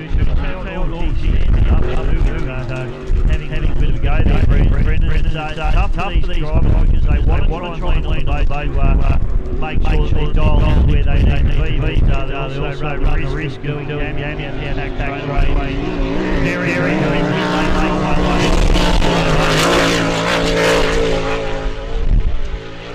as you see, comes past the commentary area, that boat just spectacularly turned out. Livery on the boat's absolutely awesome. And there you go. So you can see the spray going around the cockpit there as it goes up through that top turn. And certainly looks very. We go to a replay here. No, it's just... Oh, sorry. I thought the replay. It's pushing it along pretty hard down that back chute. And it looks like hopefully Brendan's happy.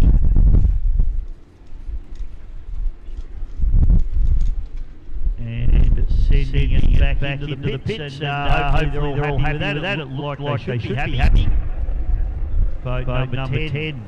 The Anderson Motorsport entry 6 litre hydroplane heads back into the pits here at one of the most picturesque and beautiful race courses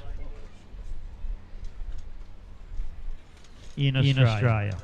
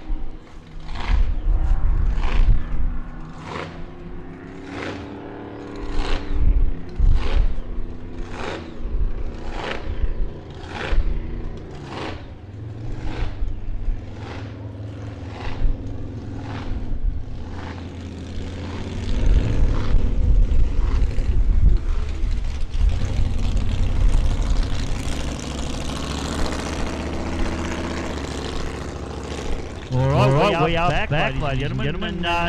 First open deck displacement boat seen on the water here this weekend. The one that you need to get behind and support is the Moonshine. Now, the Moonshine team have the coolest merchandise you'll ever see, and there's a special reason to go by Moonshine merchandise this weekend. Go and buy their merchandise. It's over at the Land Transport marquee. Now, don't think they're set up just yet, but as the weekend progresses, the Land Transport marquee will have Moonshine racing merchandise. Now, why is it important? Two reasons. It's cool, and you'll look cool, and all your friends will think more of you. But the more important reason is that 50% of the proceeds of the sale of Moonshine merchandise goes to MND, and that's what we want to support. We want to support MND.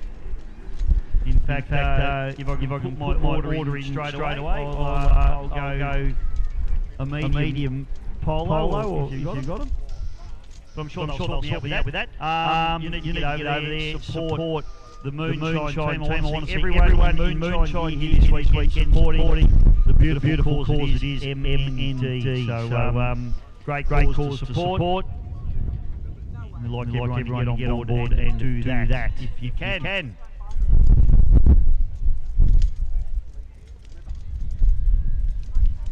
Big shout out to the Victorian Airport Club as well, who you see for those of you watching home, having a look at the Victorian Airport Club VO1 rescue boat there. I think we got Gary doing driving duties, and we got the Bulls on board there as well. That's Kim, the president of the APVA, sitting back there. Probably just having a Chardonnay. Paul, I think, is sitting in the passenger seat. And we've got a diver on board as well. I always get Tara and Amber mixed up, mate. I've known them since before they were born, so yeah, I'm a bit hopeful for that. That is Tara sitting there. But hey, big shout out to the VOC, one of the smallest clubs in powerboat racing, and definitely one of the coolest clubs in powerboat racing. They're always here, always helping out, always racing. Their archery memorial has raised hundreds of thousands of dollars for SIDS. And it's a great event that they run. And of course, I'm not sure what Kim is at the moment. He's probably secretary or something. The Victorian Airport Club that is certainly the president of the Victorian APPA. And he does an awesome job. Big Kim. Big Kim, who's getting smaller at the moment.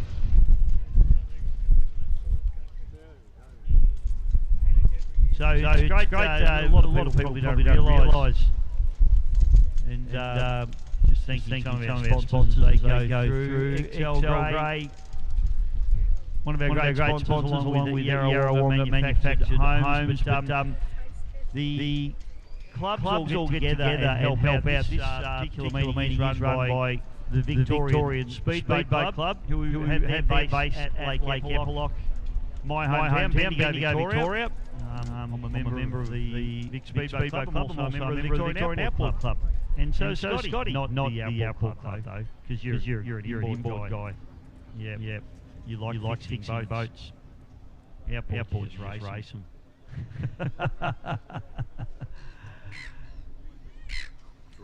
But it is great. I mean, the Melbourne Runabout Speedboat Club are here. And you remember the Maggie District Club, who are also here as well. And you remember Melbourne Runabout Speedboat Club.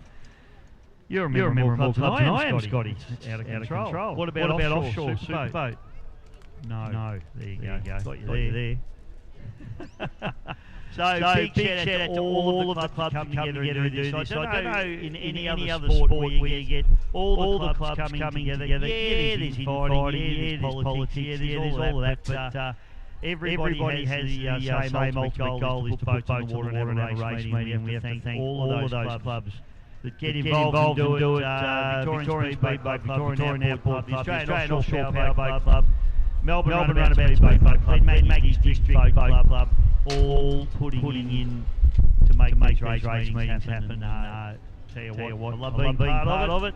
And got so many friends in boat racing fraternity that's not money. So another boat heading out onto the water now.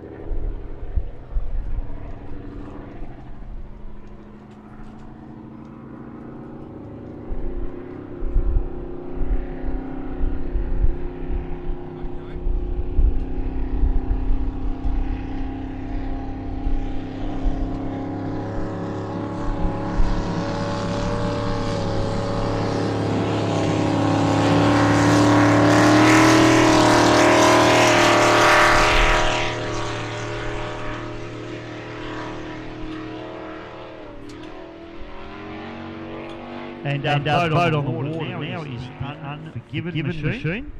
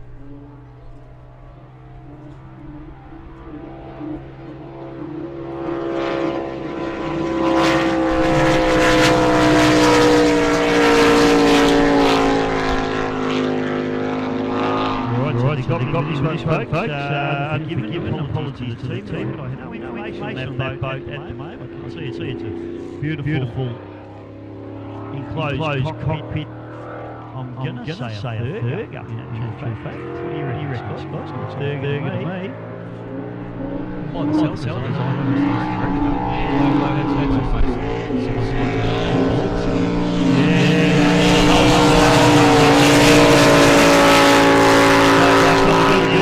Someone will let us know who's driving, and we will find out. I guess it's practice for the commentators as well as the boat. So we'll get that sorted for you. But no info at the moment. Must be late entry, not on my entry list. The Unforgiven Machine. If anyone would kindly like to give us some information about this boat, that'd be fantastic. Yeah, not sure. It's obviously either a 6-litre or I'd say a 105 category boat.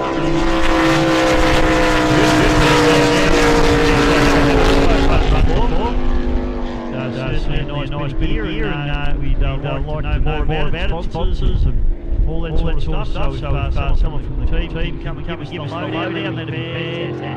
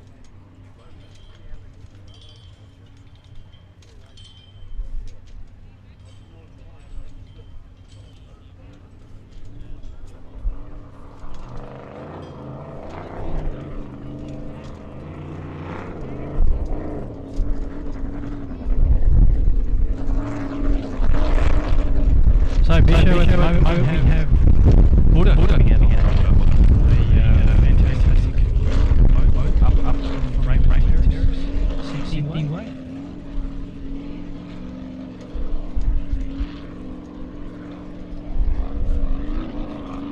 These guys were out testing the other week. And I'll tell you what engine was spot on after this.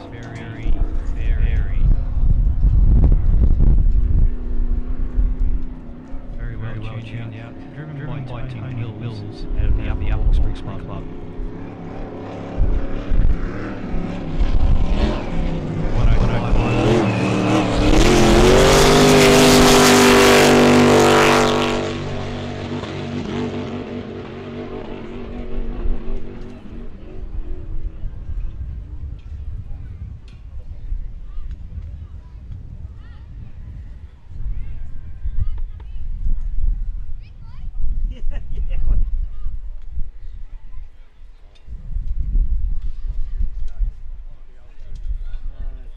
Yeah, I've never seen it before. So anyway, someone will send me the info. That's all right.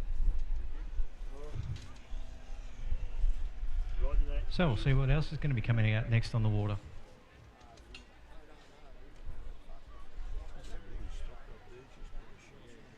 So I'm getting reports back that Buddha's just come to a little bit of a stop at the moment. He's a little bit out of shot at the moment.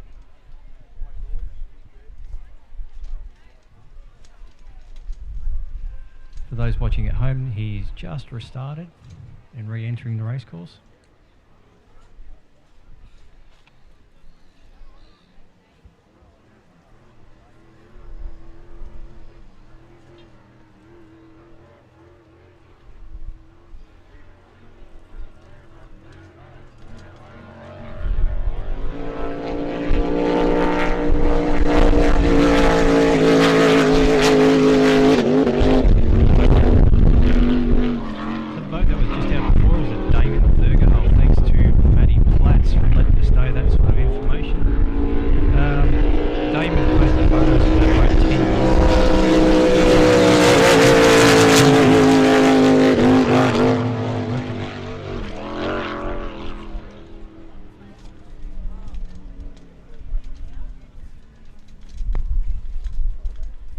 Yeah, good boat this one in this category, Scotty. It's actually been very, very successful. So the Buddha boat, they won't be here for a haircut either, mate. They'll be here to try and win as much as they can. And Tony Willis is a hard charger in this boat. And I do love an orange or a yellow boat, Scotty. I think they look good on the water.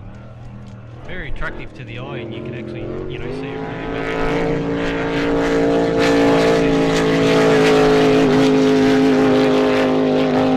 really well. Very, how do you put it? Touch the accelerator and just took off. It was right. And then we should mention, mate, that it is the 105 Australian Championship weekend.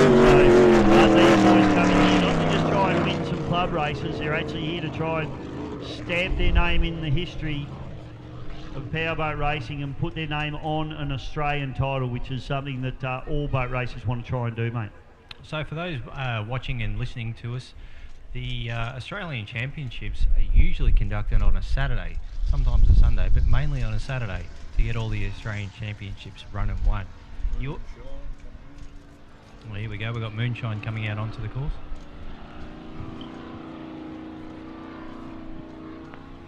Yep, so Moonshine, again, Mickey Godsell.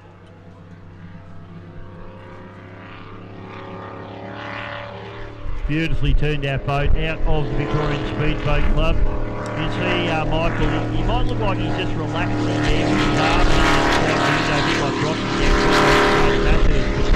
What he's actually doing is he's got his fingers there just feeling the water coming out the overflow there out of the water pickup. So just making sure that there is water flow coming out. I mean, he's got pressure gauges and temperature gauges to tell him all that stuff, but it's a fail-safe way of making sure that you are actually telltale sitting right next to the driver, within reach of the driver. Just be able to hang his fingers over the edge of that gunnel and just feel the water coming out, and then he can tell that, yep, I've got water coming through the engine, everything's safe, everything's doing what it should be doing. So although it might look like he's just fat arming it down the back straight away, he's actually checking that water coming out of that telltale.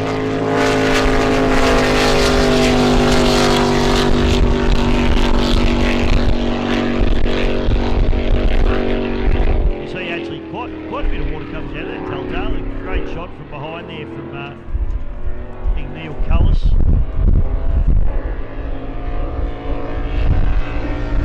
Godsell very, very competitive. His father and his uncle are the crew. Mike had a little bit of time off a year and a half ago, and he's just come back into the sport and just basically picked up where he left off, which is winning, basically. He does a very good job. The boats that we've got here challenging for the Australian 105 Championship is, of course, he's supposed to be looking at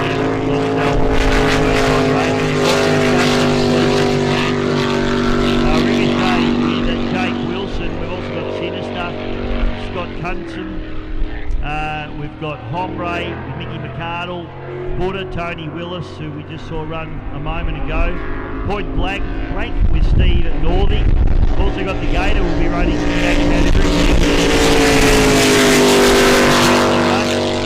with Michael McIntosh.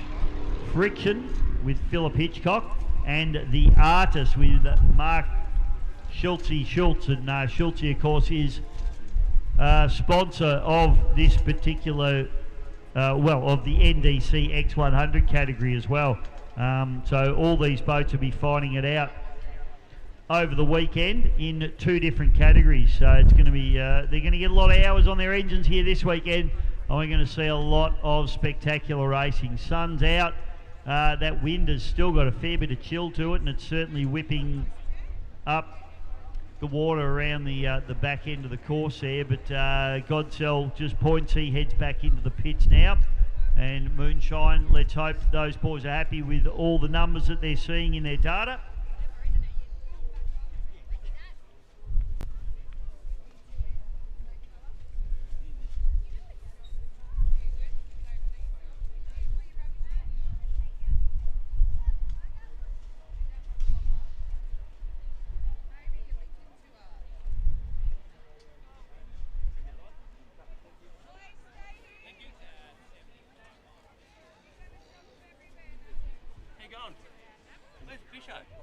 In there. Thank you.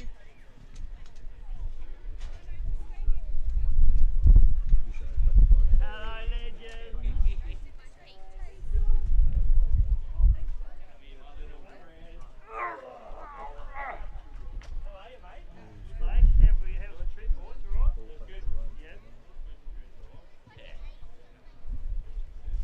I tell you what, folks, I'm very, very excited because I've been here by myself. Well, I've had Scotty. Like, to be fair, Scott's great. Good cameraman, runs a very nice live stream, but he's nothing like the Turn Boys. The Turn Boys have just rolled in. Jamo, welcome, mate. You've just had a big trip down from Sydney. Yeah, cheers, mate. I tell you, it was a long drive with the big fella on my left-hand side, but I was going to kick him out at the M7, but I thought, no, I better bring him along. Mate, from the M7 here, that's a fair while to put up with him. Mate, I tell you what, it's a long walk for him too, just quietly. But mate, happy birthday. Good to see you. I'm looking forward to a couple of barley smoothies later on. Barley smoothies, very nice. Thanks very much, mate. Trying not to have holidays. Lumpy, welcome, brother. Did you annoy him too much on the way down? I think I killed his dog. Did you bring the dog? Well, not meaningful, but by accident. It may have just been tied to the trailer by accident. Don't even say that, mate. I know a guy that did that once. It's not cool. It has happened. It has happened, yes. I do. I've seen it happen. Not good. Hey, you boys, you've just arrived, so I'm not going to make you start working right now, but I just thought I'd say hello. You're going to be with me all weekend. We got 3 days of this stuff, Lumpy. Exactly, because we're the 3 best friends that anybody could have. But look, it's a fantastic spot. It was nice and calm where we were in Albury, and we got down here, and it dead set blowing a gale. Yeah, it's been a bit crappy all today, and more sun in Yarrawonga than the Gold Coast. Did you know that, Gemma? Really? No, I didn't. That's a bit of useless information for us, isn't it? Oh, I'm full of that, full of something. I can actually sleep tonight now. He said you lived longer in Yarrawonga, is that correct? You linger longer in Yarrawonga. Linger longer. You might not be living, but you'll be lingering. Hey, boys, you get yourselves organised. I think you've got the junior boat here, haven't you, Jamo? Yes, mate, yeah. Brought my daughter Millie down for her second big race event, I should say. But yeah, she's pretty excited and pumped up and ready to go.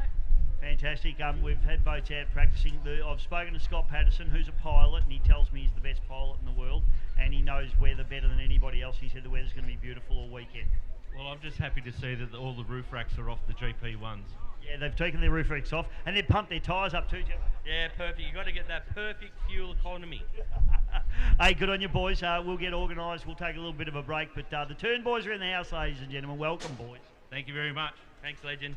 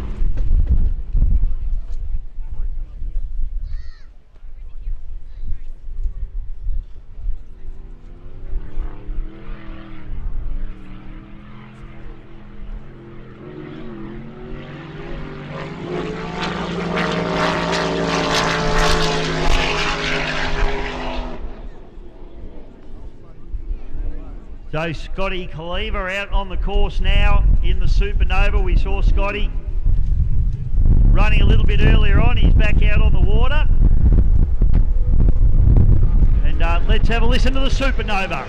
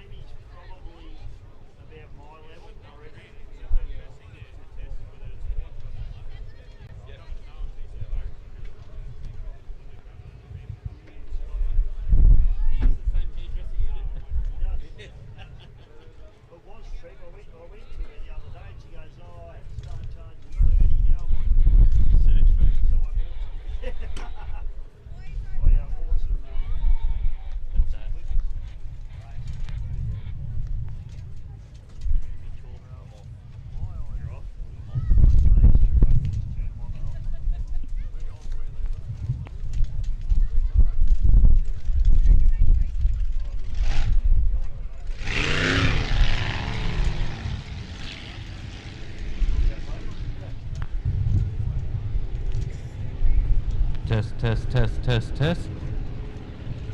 All right, we've got a Jamie. Have we got a Lumpy? We're officially in the CCP of the Yarrawonga EC Griffith Cup for 2026. What an absolutely fantastic sight this is. Very good. I feel like I'm in royalty. Lumpy, this is your first time in Yarrawonga. It is indeed. So I'm going to try if I just sample every little bit of food vendors around and go from there, but I'm pretty sure we'll be right.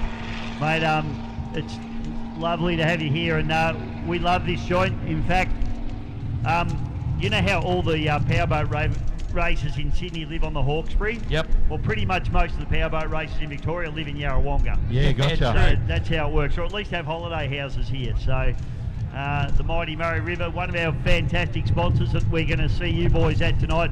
The Mulwala Ski Club is just over there. Yep. And you're going to pick up the tab?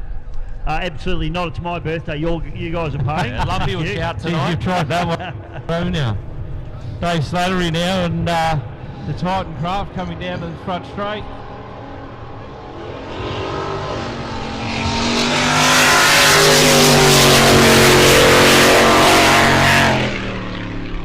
So I tell you what, boys, Dave Sadley, I was only saying earlier on when he was out before that he's very consistent at the World Championships. He's up the pointy end of the field through sheer reliability. Yeah, absolutely. He had the fire at the end of the day at Berry, which hurt him a little bit in points, Yep. but He ended up in the trees at Mildura for a bit. The boat him on a fire, unfortunately, but got to go. But like you said, consistency is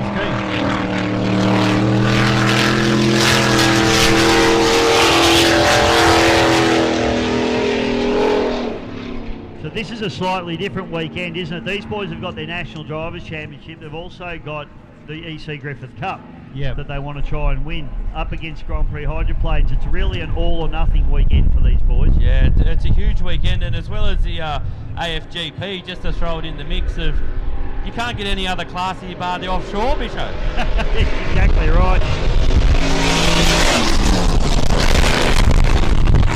So Sadly went out, just to fill you boys in, you've only just arrived. He went out earlier this morning, and early this afternoon I should say, and had absolutely no tune in the boat at all. It was shooting ducks across the lake. So that's a massive improvement from what I saw earlier on. Yeah, fantastic. I did hear it fire up in the pits earlier, and it sounded great. So, and I believe the Odin craft went out, and it looked pretty good as well. As it always does. Yeah, yeah. Just, I tell you what, boys, I saw it with the rocker covers off it. It's engine porn, that thing. Oh, isn't it? Mate, I said those rocker arms, you could give them to your missus as jewellery. They are spectacular. Put them on a ring, you reckon? Oh, incredible. It just they went back. So I was at Taree, and Jamie was at Taree as well when they had the mishap with it. They went out, and I actually said to Rob how quick it was going, and it looked like super quick, and he goes, it was quick. And that was the first boat we saw, so we sort of pulled up, and then I was saying, you know, it looked quick, and he goes, it was quicker today. But it was an injector problem, and it leaned out one of the cylinders and put a hole straight in the cylinder. They don't last forever, Lumpy. No, you know, a bit like my marriage, but anyway. Hopefully not this one. You're on number 2 now, are you? I'll be on number 3 by the end of the weekend. You never know what could happen with the weekend away with the boys, eh, Bisho? I've never been mature enough to get married, boys, so it's my excuse. You're so happy. What? Oh, it's all right, I'll still live with her. If you've never been married, why are you bald? Because he races. She'll still take everything, don't worry. Now, boys, we've got a bit going on. The land transport marquee over there is not set up yet, but they're going to be selling moonshine merchandise, and 50% of the sales go to MND. So we need everybody in moonshine gear this weekend. Yeah, awesome. Yep. So, awesome. As in liquid moonshine, or? I thought bootlegging went out years ago. Have you boys been to the Victorian Speedboat Club at Eppalock? No. Not yet. Well, I'll take you there, but it wouldn't surprise me if moonshine is made out the back, out there at the VSPC. Would not surprise me at all. It's my local club, actually, so I have to get you boys out there to the clubhouse one day. Absolutely. Yep. The second time to apologise. Yes. What else have we missed, Bisho? A couple of GPs? Yes, so mate, we've got GPs everywhere here. Unfortunately missing probably 2 that I'd like to have here. Obviously Grant Healy unfortunately passing away, and we've big shout out to Grant and his family, but obviously White Noise not here for obvious reasons, but Warlord not here. I'm not sure why. Okay. Disappointing, but we do have GP 101, GP 1. We've got Aussie Connection. I love that boat. Yeah. You would have seen it. You've seen it run. Yeah. Aussie Connection's here, and of course, probably the guy that's the most winning hydroplane driver in the world at the moment, Ken Lupton. Beautiful. In the GP 577, current champion of the HRL in the US last season. So I saw a video of that coming in probably early one morning, or over the bridge over there. Yeah, it looks spectacular. Yes. Absolutely spectacular. And the Kiwis don't come here for haircuts, I can tell you that, mate. They're here to win this thing. Neither did you. Neither did I. And they're here to take that trophy back to New Zealand, boys. Yeah, I believe, is it 2012 the last time it was over there? Somewhere around there? Something like Scott would be our man to tell us exactly, but it was definitely a long time ago. Yeah. So who brought it back? Grant Harrison brought it back to Australia? I wish you didn't ask me that, because I'm trying to think who brought it back the other day. I think it was Grant Harrison, I think. Yeah, you were correct, mate. 2012. We'll take that on notice. Yeah, I'm sure we'll get a text message off somebody. I wish I'd thought of that during the week. I could have researched it. So, let's get laid on the water, have we, boys?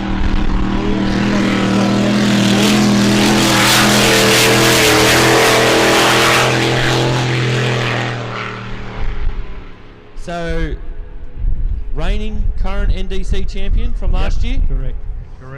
Big pusher at the Worlds, had a belt problem, I believe, at the Worlds. I did say that. I said he left Mildura on top of the points table and was leading his semi-final by about half a lap.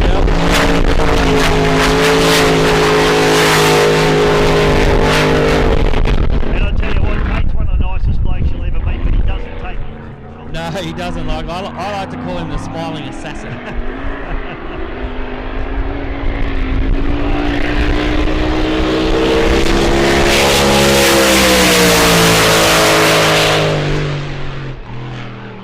standing next to him on the podium as we were doing the trophy presentation, and he was getting the second place trophy at Mildura, and he didn't look happy. And I said, "You don't like this at all, do you?" He said, "No, mate, I'm not happy."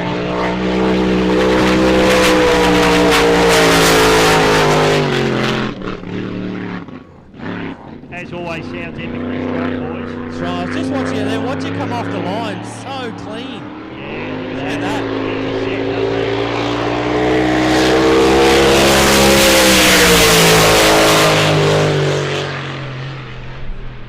I should point out, as I just mentioned to you boys, this is not the course that these boys are running on during races. They've obviously told them just to do little sausage-shaped runs up here. We did have the hydros out. When the hydros out, they were using the full course, but back of the course is very rough. I saw Brendan Anderson out the back there, and he was having a bit of a rough time with the wind and the chop. So yeah, I saw him. He stood the boat up a little bit. I saw that too. Straight away. So.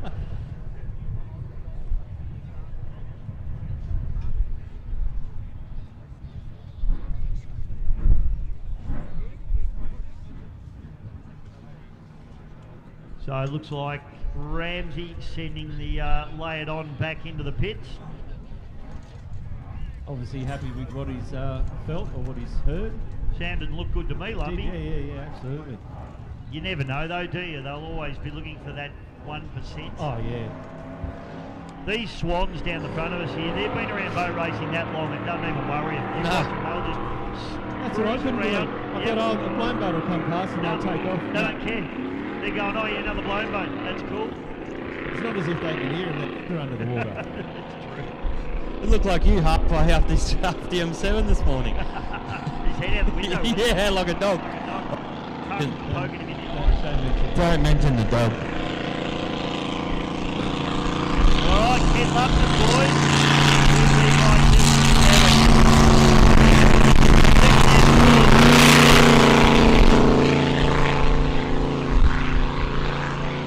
So Ken has been competing against the best in the world in Valleyfield and the US for the last 8 seasons, and took out the championship last season. How good he would have some frequent flyer points. I reckon he might have. He's done some travelling, but how good is that? Especially seeing they run one of the biggest farms in New Zealand, so as soon as he finishes racing, he has to jump straight on a plane and go back and run that juggernaut. Dairy, is it? Dairy farmer? Is that what Dairy, they are? Yeah, and beef, I think, as well. Warwick, of course, his father, who's just one of the most winning hydroplane drivers. In fact, Warwick drove the boat in the last round in New York last season because Ken couldn't be there. Right. Warwick did it under protest because he reckons it hurts his body too much these days.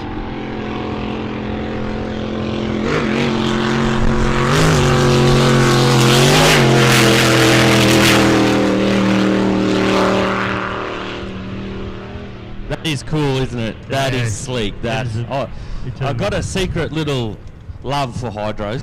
Yes, so do I, mate. Secret. There's no doubt about that. I don't like to admit it. Don't you really? Yeah. Is it like liking outboards when you're an inboard guy? Is it something like that, or? Yeah, I think so. That's a strong headwind going in the back straight. Ken needs to be really careful here.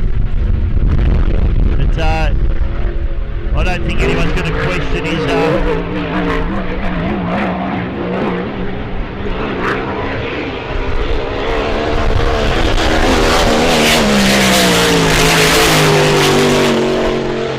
reckon he's here to race, boys? Yeah, that's what I was just thinking to myself. He's gone up that back straight, obviously into that headwind. As soon as he got into that top turn, boy, he's just nailed it, and we'll see what's going to happen up this back straight. How crisp does that boat sound? As clean as, hey. Oh my so goodness. clean. Yeah, doing nothing down the back straight away is Very no sensible. point. Yeah, no point. Decent to a winning lane. Standing on it there.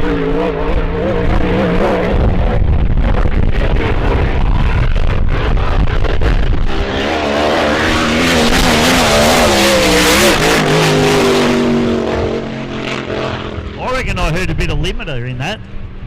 Yeah, It did have a bit of maybe a rev or a pop or something. Come out Yeah. of the water a bit, but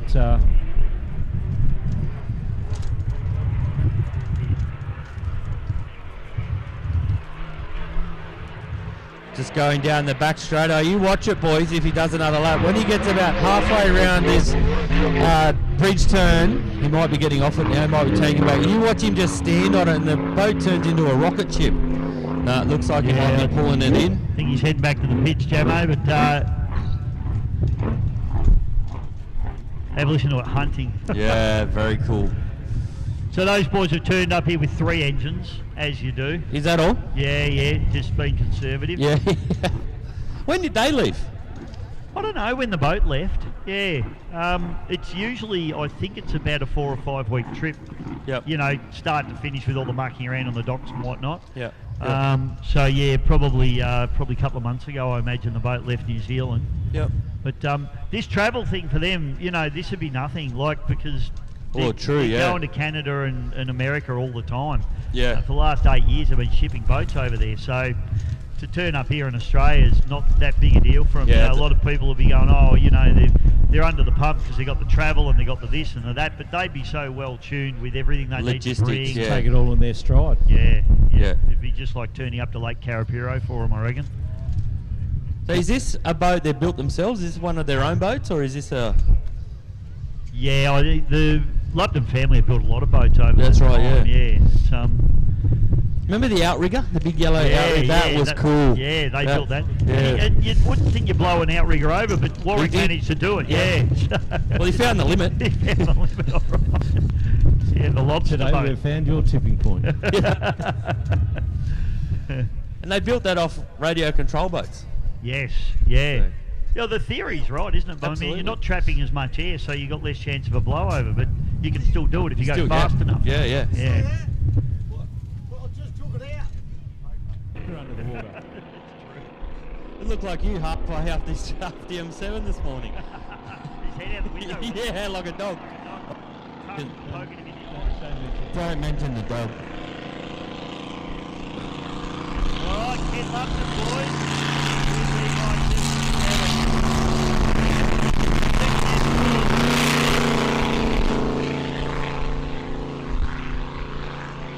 So Ken has been competing against the best in the world in Valleyfield and the US for the last 8 seasons, and took out the championship last season. How good he would have some frequent flyer points. I reckon he might have. He's done some travelling, but how good is that? Especially seeing they run one of the biggest farms in New Zealand, so as soon as he finishes racing, he has to jump straight on a plane and go back and run that juggernaut. Dairy, is it? Dairy farmer? Is that Dairy, what they are? yeah, and beef, I think, as well. Warwick, of course, his father, who's just one of the most winning hydroplane drivers. In fact, Warwick drove the boat in the last round in New York last season because Ken couldn't be there. Right. Warwick did it under protest because he reckons it hurts his body too much these days.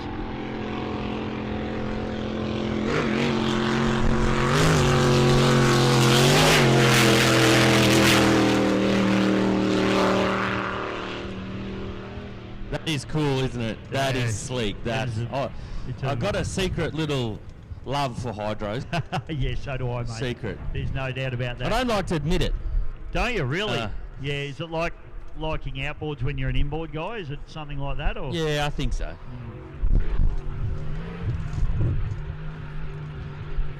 That's a strong headwind going in that back straight. Ken needs to be really careful here. But I don't think anyone's going to question his...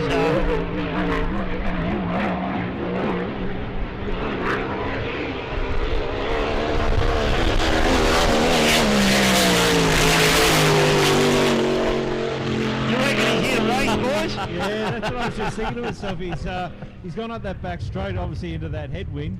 As soon as he got into that top turn, boy, he's just nailed it, and we'll see what's going to happen up this back straight. How crisp does that boat sound? Just clean as, hey. Oh my so goodness. clean. Yeah, doing nothing down the back straight away is very no sensible. Point. Yeah, no point. Decent to a winning lane. Standing on it there.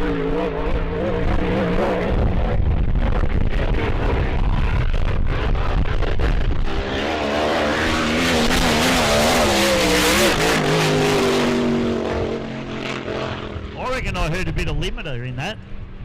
Yeah, it did have a bit of a maybe a rev or a pop or something. Come Yeah, out of the water a bit, but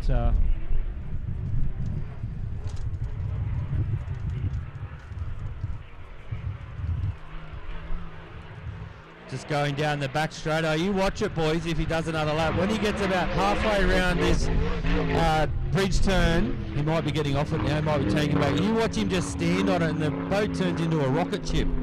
No, it looks like he might be pulling it in. I think he's heading back to the pitch, Jamo, but have a listen to it hunting. Yeah, very cool.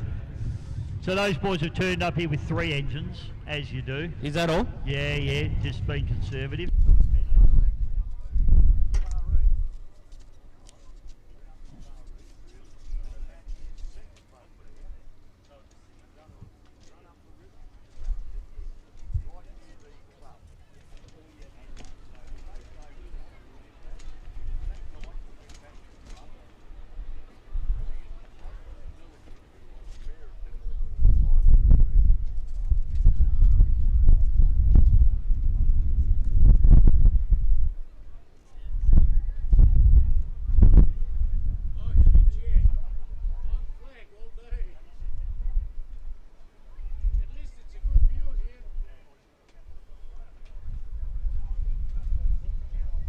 From where I'm standing.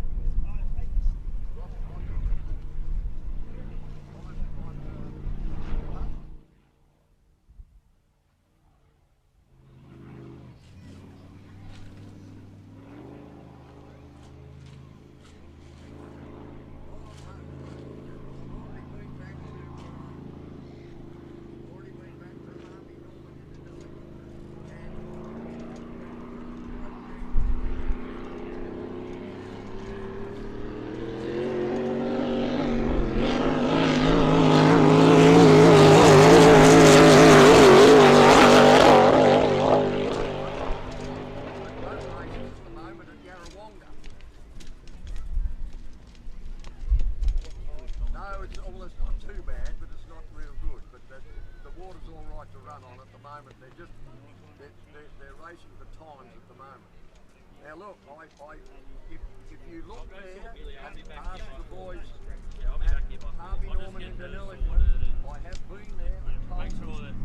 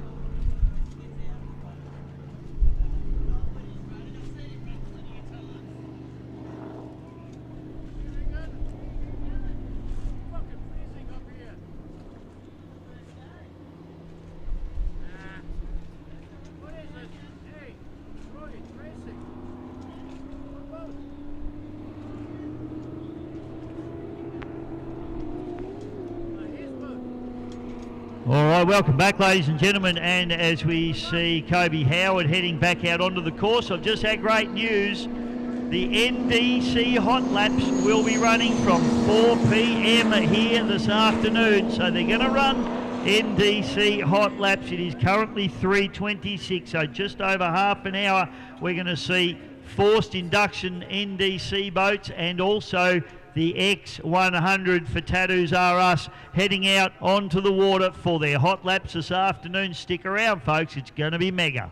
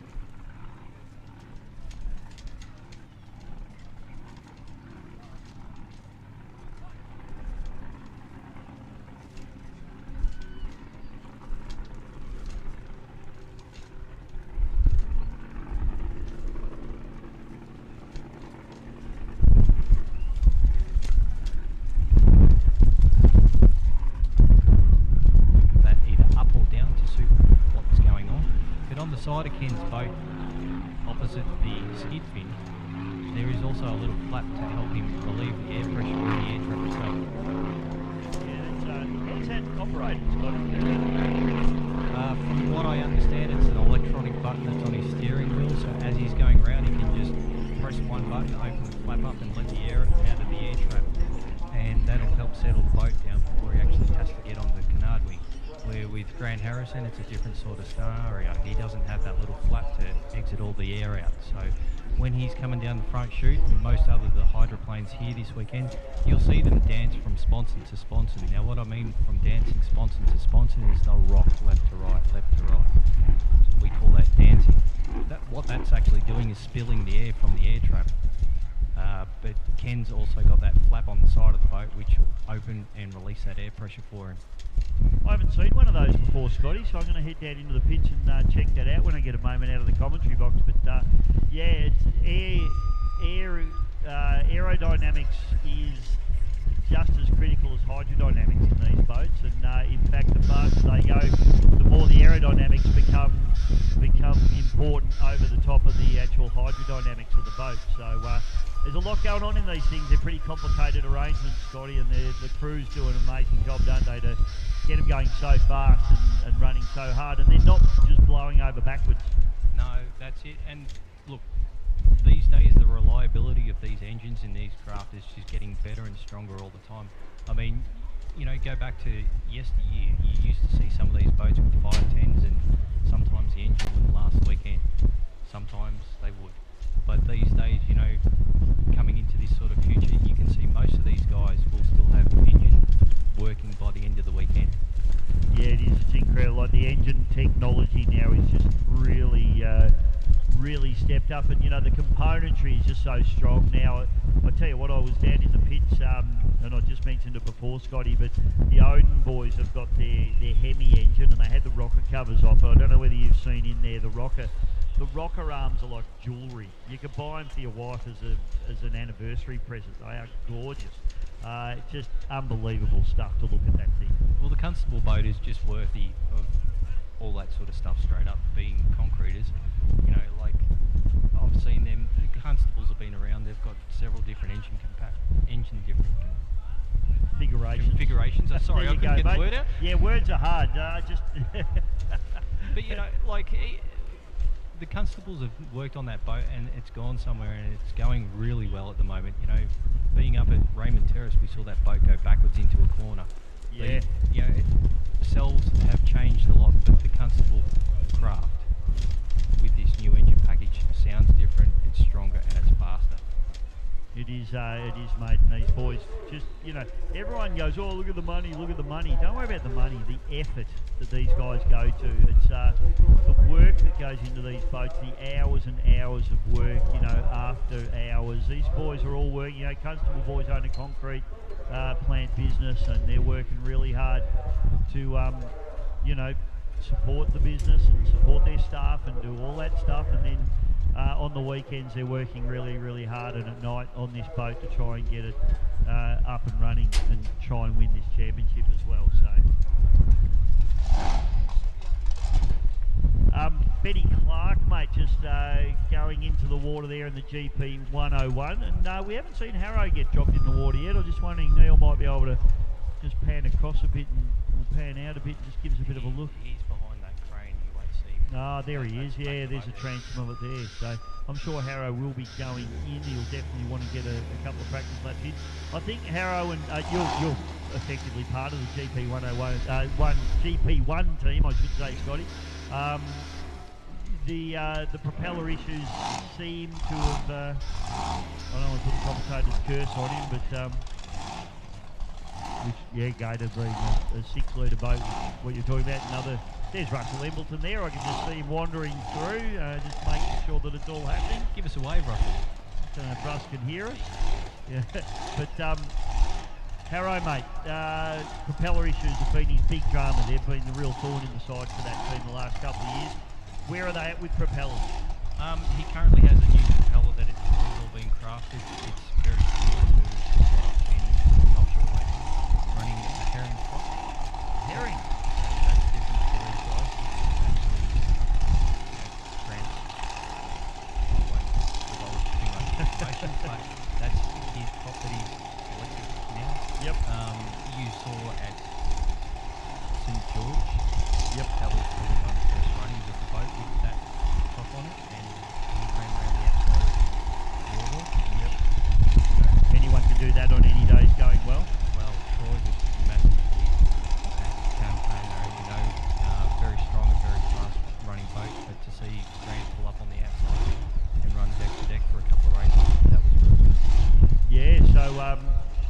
herring are very well known both in the offshore powerboat world, both inboards and stern drives, but also in the water ski racing world, Scotty, where herring props are used very extensively. So, you know, they know what it takes. It's a company that's been building high-performance propellers for a very, very long time. But I haven't heard of them being used on a hydroplane before. Would Grants be the first hydro that they've done, or they have done a few in the States? They've done a few over in the States. The other props that we mainly see over here, like on the back of Ken's boat, will be a DeWalt prop. Yep. Yeah, you've probably heard them multiple times. They run those pretty solid everywhere. Yep. Yeah, the DeWalt course. And again, DeWalt are well known in both offshore and ski racing circles as well, particularly on the Mercury number 6 stern drives, the DeWalt propellers, and also the herring. So two really good companies over there sort of battling it out, isn't it? It's like tyre manufacturers in car racing. That's it, mate. Don't talk to me about new tyres. I got new some yesterday.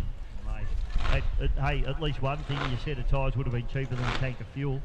So it sounds like we've got another boat coming out. I'm tipping that might be 101, if we move the camera a little bit.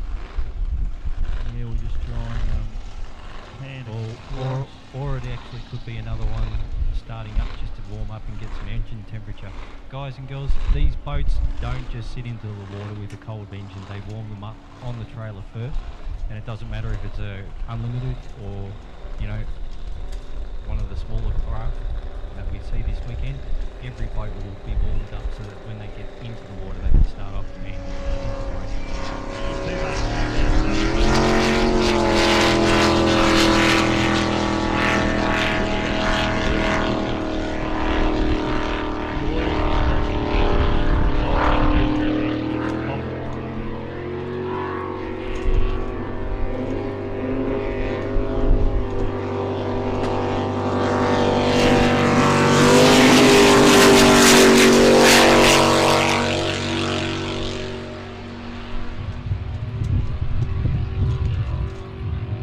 More boats heading out onto the water, practice time, and this is the Moonshine back out on the water. Gee, these boys will wear this thing out testing it, I reckon.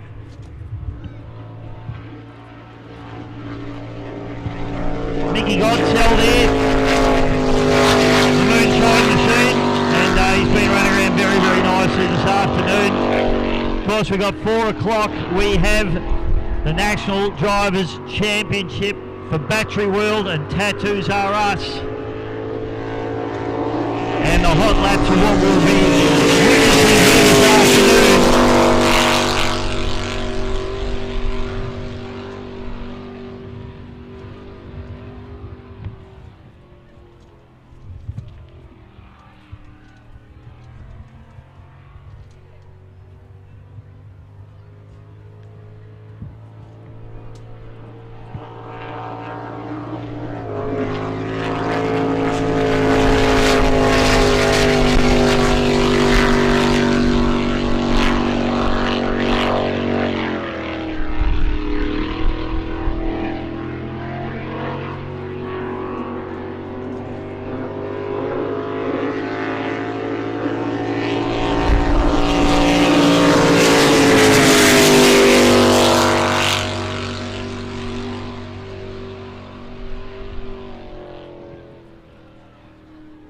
And also don't forget folks, 7 o'clock this evening at the Ski Club for both pole position for the NDC heats and heats, and then also pole positions drawn out of a hat for the EC Griffith Cup as well. So 7 o'clock at the Ski Club, folks. I'll be there. Neil will be there. Won't you, Neil? 100%. Scotty will be there. The Turn Boys will be there. So seriously, if you're not there, you're a nobody. So make sure you're there.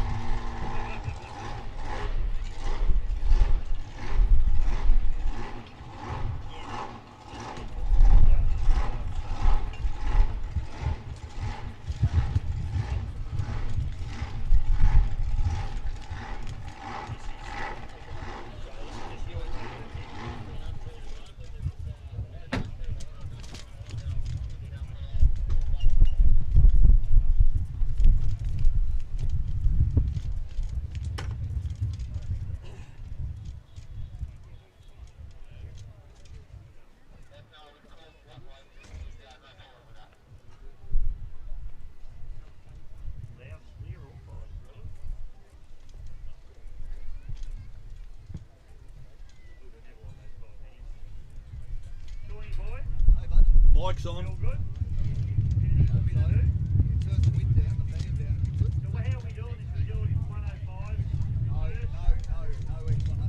Mike's still on, Bish.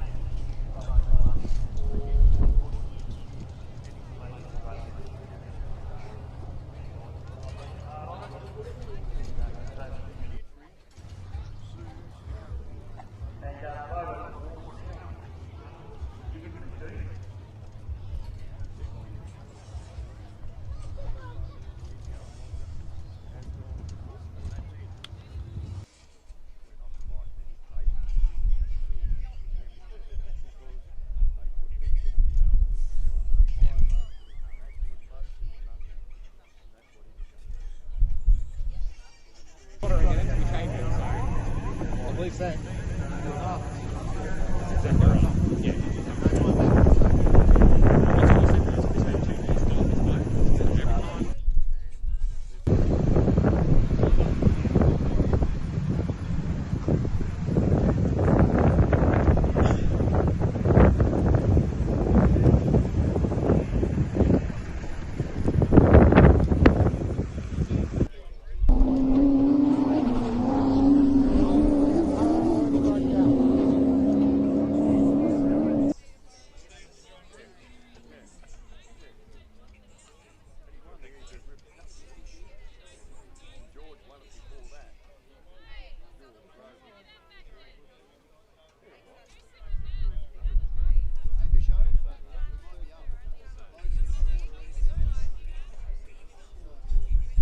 Moonshine team go to support MND, so that's an awesome awesome thing to do. So make sure you go again. I want to see Moonshine merchandise everywhere this weekend. Go over, see the boys, support MND, and I'll definitely be heading over there with my wallet as soon as they get set up. I don't think they're set up yet. I'll just cast my eye, open the door here and have a look. Oh, Tilly's here with food.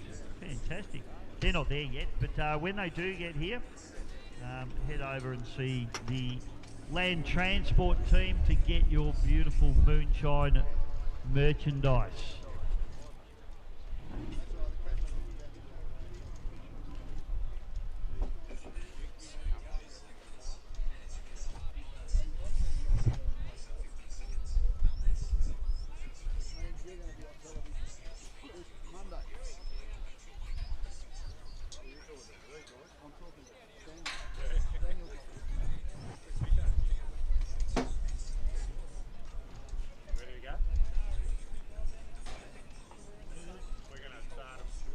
Speaking of merchandise as well, Scotty, we've got, of course, Savage Force here this weekend. They are the official merchandise suppliers. And the boat that's heading out onto the water now is the Kobe Howard-driven machine, I believe. The 6-litre hyperactive, that's correct, mate. Now, is this twin turbo? Singular turbo with an LS engine into it. Right, they've been working pretty hard on this boat from what I believe. They've had a few issues. It was apart this morning. So great to see Kobe out on the water, and this will be an interesting boat to see run. They're a very, very experienced team.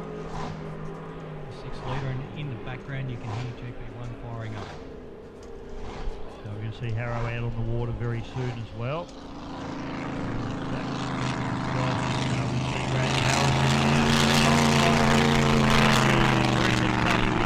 Grant Harrison in the GP1, and so desperately wants to put number 10 on the board. And I tell you what, Scotty, if he put number 10 on the board, do you think he'd put an exclamation mark and a full stop on it? Nah, go again.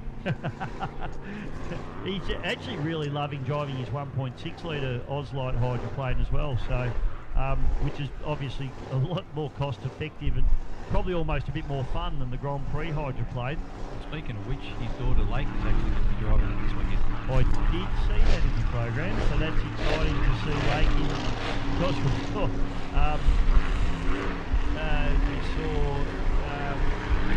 young Marlon, Corey Marlon, had a massive blowover in that boat here last year.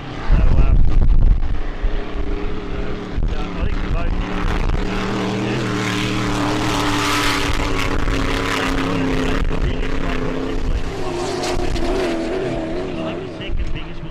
Weekend. That's correct, mate. I was just about to say Brad blew over in turn 1 and 2, and Corey was up the back straight when he went over.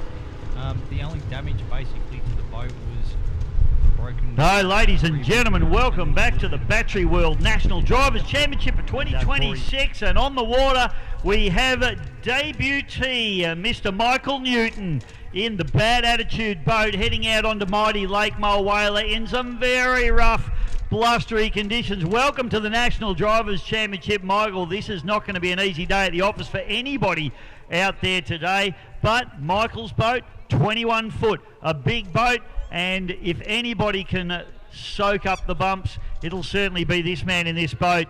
Boat still a relatively newcomer to the category, and in fact brand new to the National Drivers' Championship here for Battery World.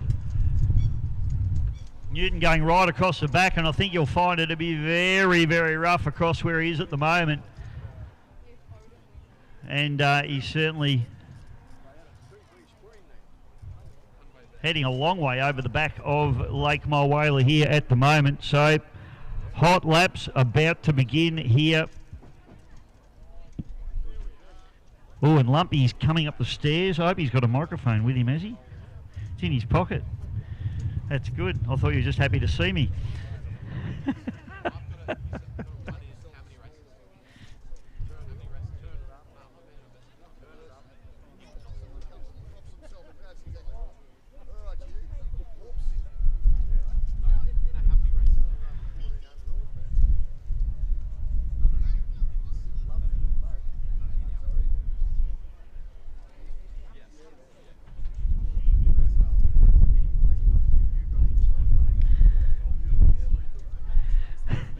Now Lumpy's rolled into the commentary box. I'm going to get you organised here, mate.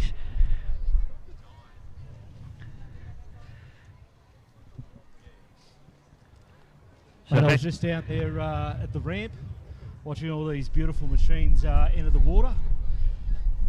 Spectacular. Oh, mate, it's a beautiful part of the world. The wind's actually dropped off, hasn't it? Well, I don't know, Actually, Michael. I shouldn't talk too loud. I know, commentator's curse. Mickey Newton just went over the back end of the course here. I don't know where he's gone. Is he? Oh, there he is. He's gone all the way up to the ski club. He's obviously gone up to the ski club, grab a beer just before he... He's got his rod holders in this weekend. He might have just gone and got a set of lobster trap.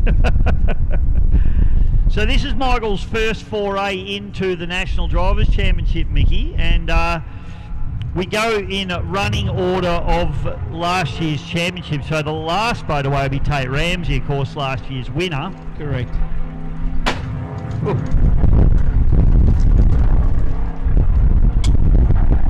Stuff getting blown around here. Lovely, just... All right, Michael Newton now, ladies and gentlemen, in the bad attitude, fires it up, and his hot lap. You got your stopwatch on, Bishop? I missed it, mate. No, that's okay. He's been doing a fair bit of R&R on this boat to try and get it to turn a little bit better. It probably won't help with the conditions out there this afternoon, but he's certainly giving this a red-hot crack. Yeah, he just had a couple of bites at the cherry there, Lumpy, as he came out of the exit at turn number 1. Boat looks fantastic though, doesn't it? Certainly soaking up any bumpy water down that back straight. The boat did not move, mate. It looks solid. They had this boat upside down a couple of weeks ago, working on the bottom of it.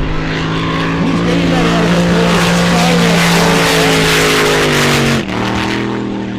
That was pretty respectable. I mean, he's like I said, he's still sort of. I don't want to use the word new at the craft because he's been around it for years, and so's his dad. But what I'm saying is that it's a new setup. That's right. New boat. Yep. So they're still trying to come to terms with how it handles and all this sort of stuff. He's had that motor out of that thing, probably 3 or 4 times. It's been up on upside down in his shed. He's done the bottom of it. They've brought it back again. They did it again just before Mildura and Berry. So he's put so much work into this.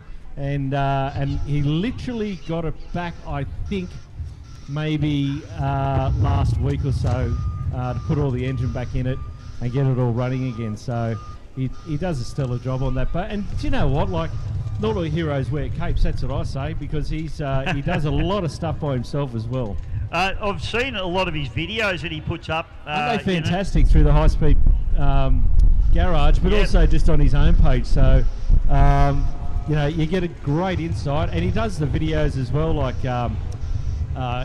when cleaning out the fuel system and all that sort of stuff. So, and he's always open to ideas too. So he'll go through that and tell you how the fuel system gets cleaned out.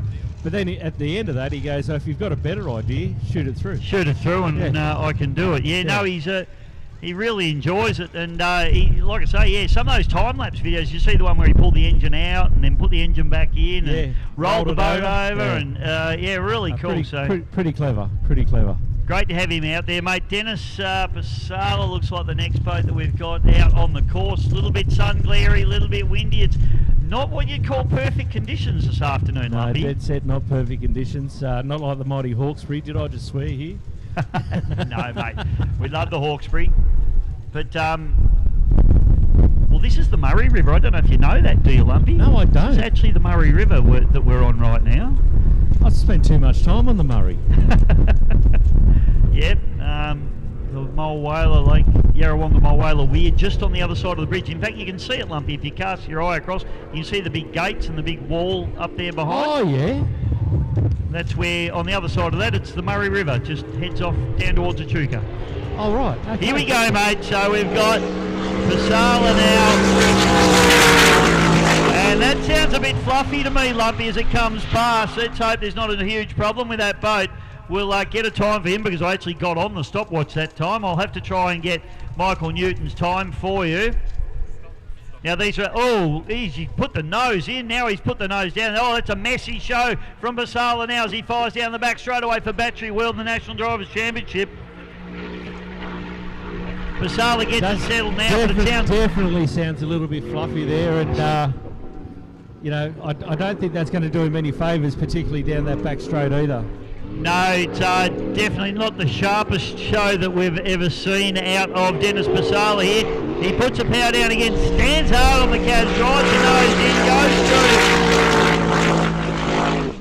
And I have him at an unofficial 46.89, Lumpy. Yeah. Now I want to try and get Newton's time. Jamie's down there, he can get it. Jamie might be able to grab that, yeah. Let's just see. Jamie said he'll meet me here at 4 o'clock. It's now 5 after 4. Oh, we got Millie here. She might be able to do it for us.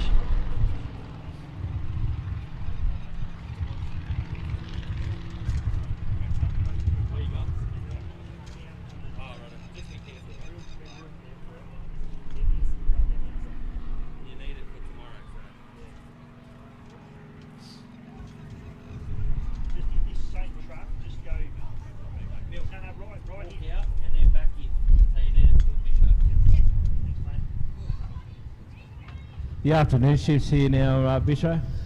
Jamie's come up the ladder. He's nearly sit down, mate. Sit down. You're scaring me. Yeah. Hey, Has anybody got a defib? I'm trying to run a boat, a team, carry you guys on my shoulders and commentate. So you let me know how you guys go. I'll tell you what, I'm sponsored by Nurofen this weekend because my back's killing me from carrying you. I need some because my ears are bleeding the whole 7 hours on the way down here. So what did I miss? Right, well, you missed Michael Newton that we just sent your daughter down to get an unofficial time for, but we just saw Always Pumping go through in a 46.89 unofficial on my iPhone. Okay. So these are not official, but just so people are getting a bit of an idea of who's where. Beautiful. Michael Newton, unofficial. Beautiful.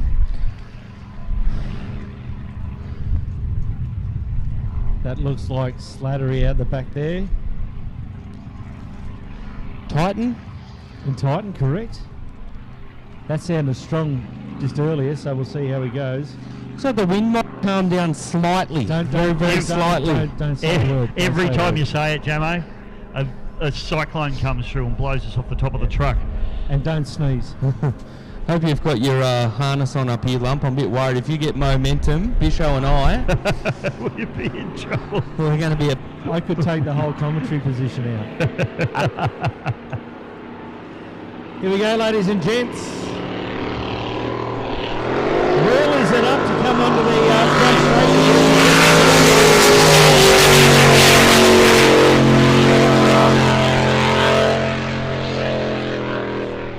That's pretty strong heading down into the bottom turn buoy there.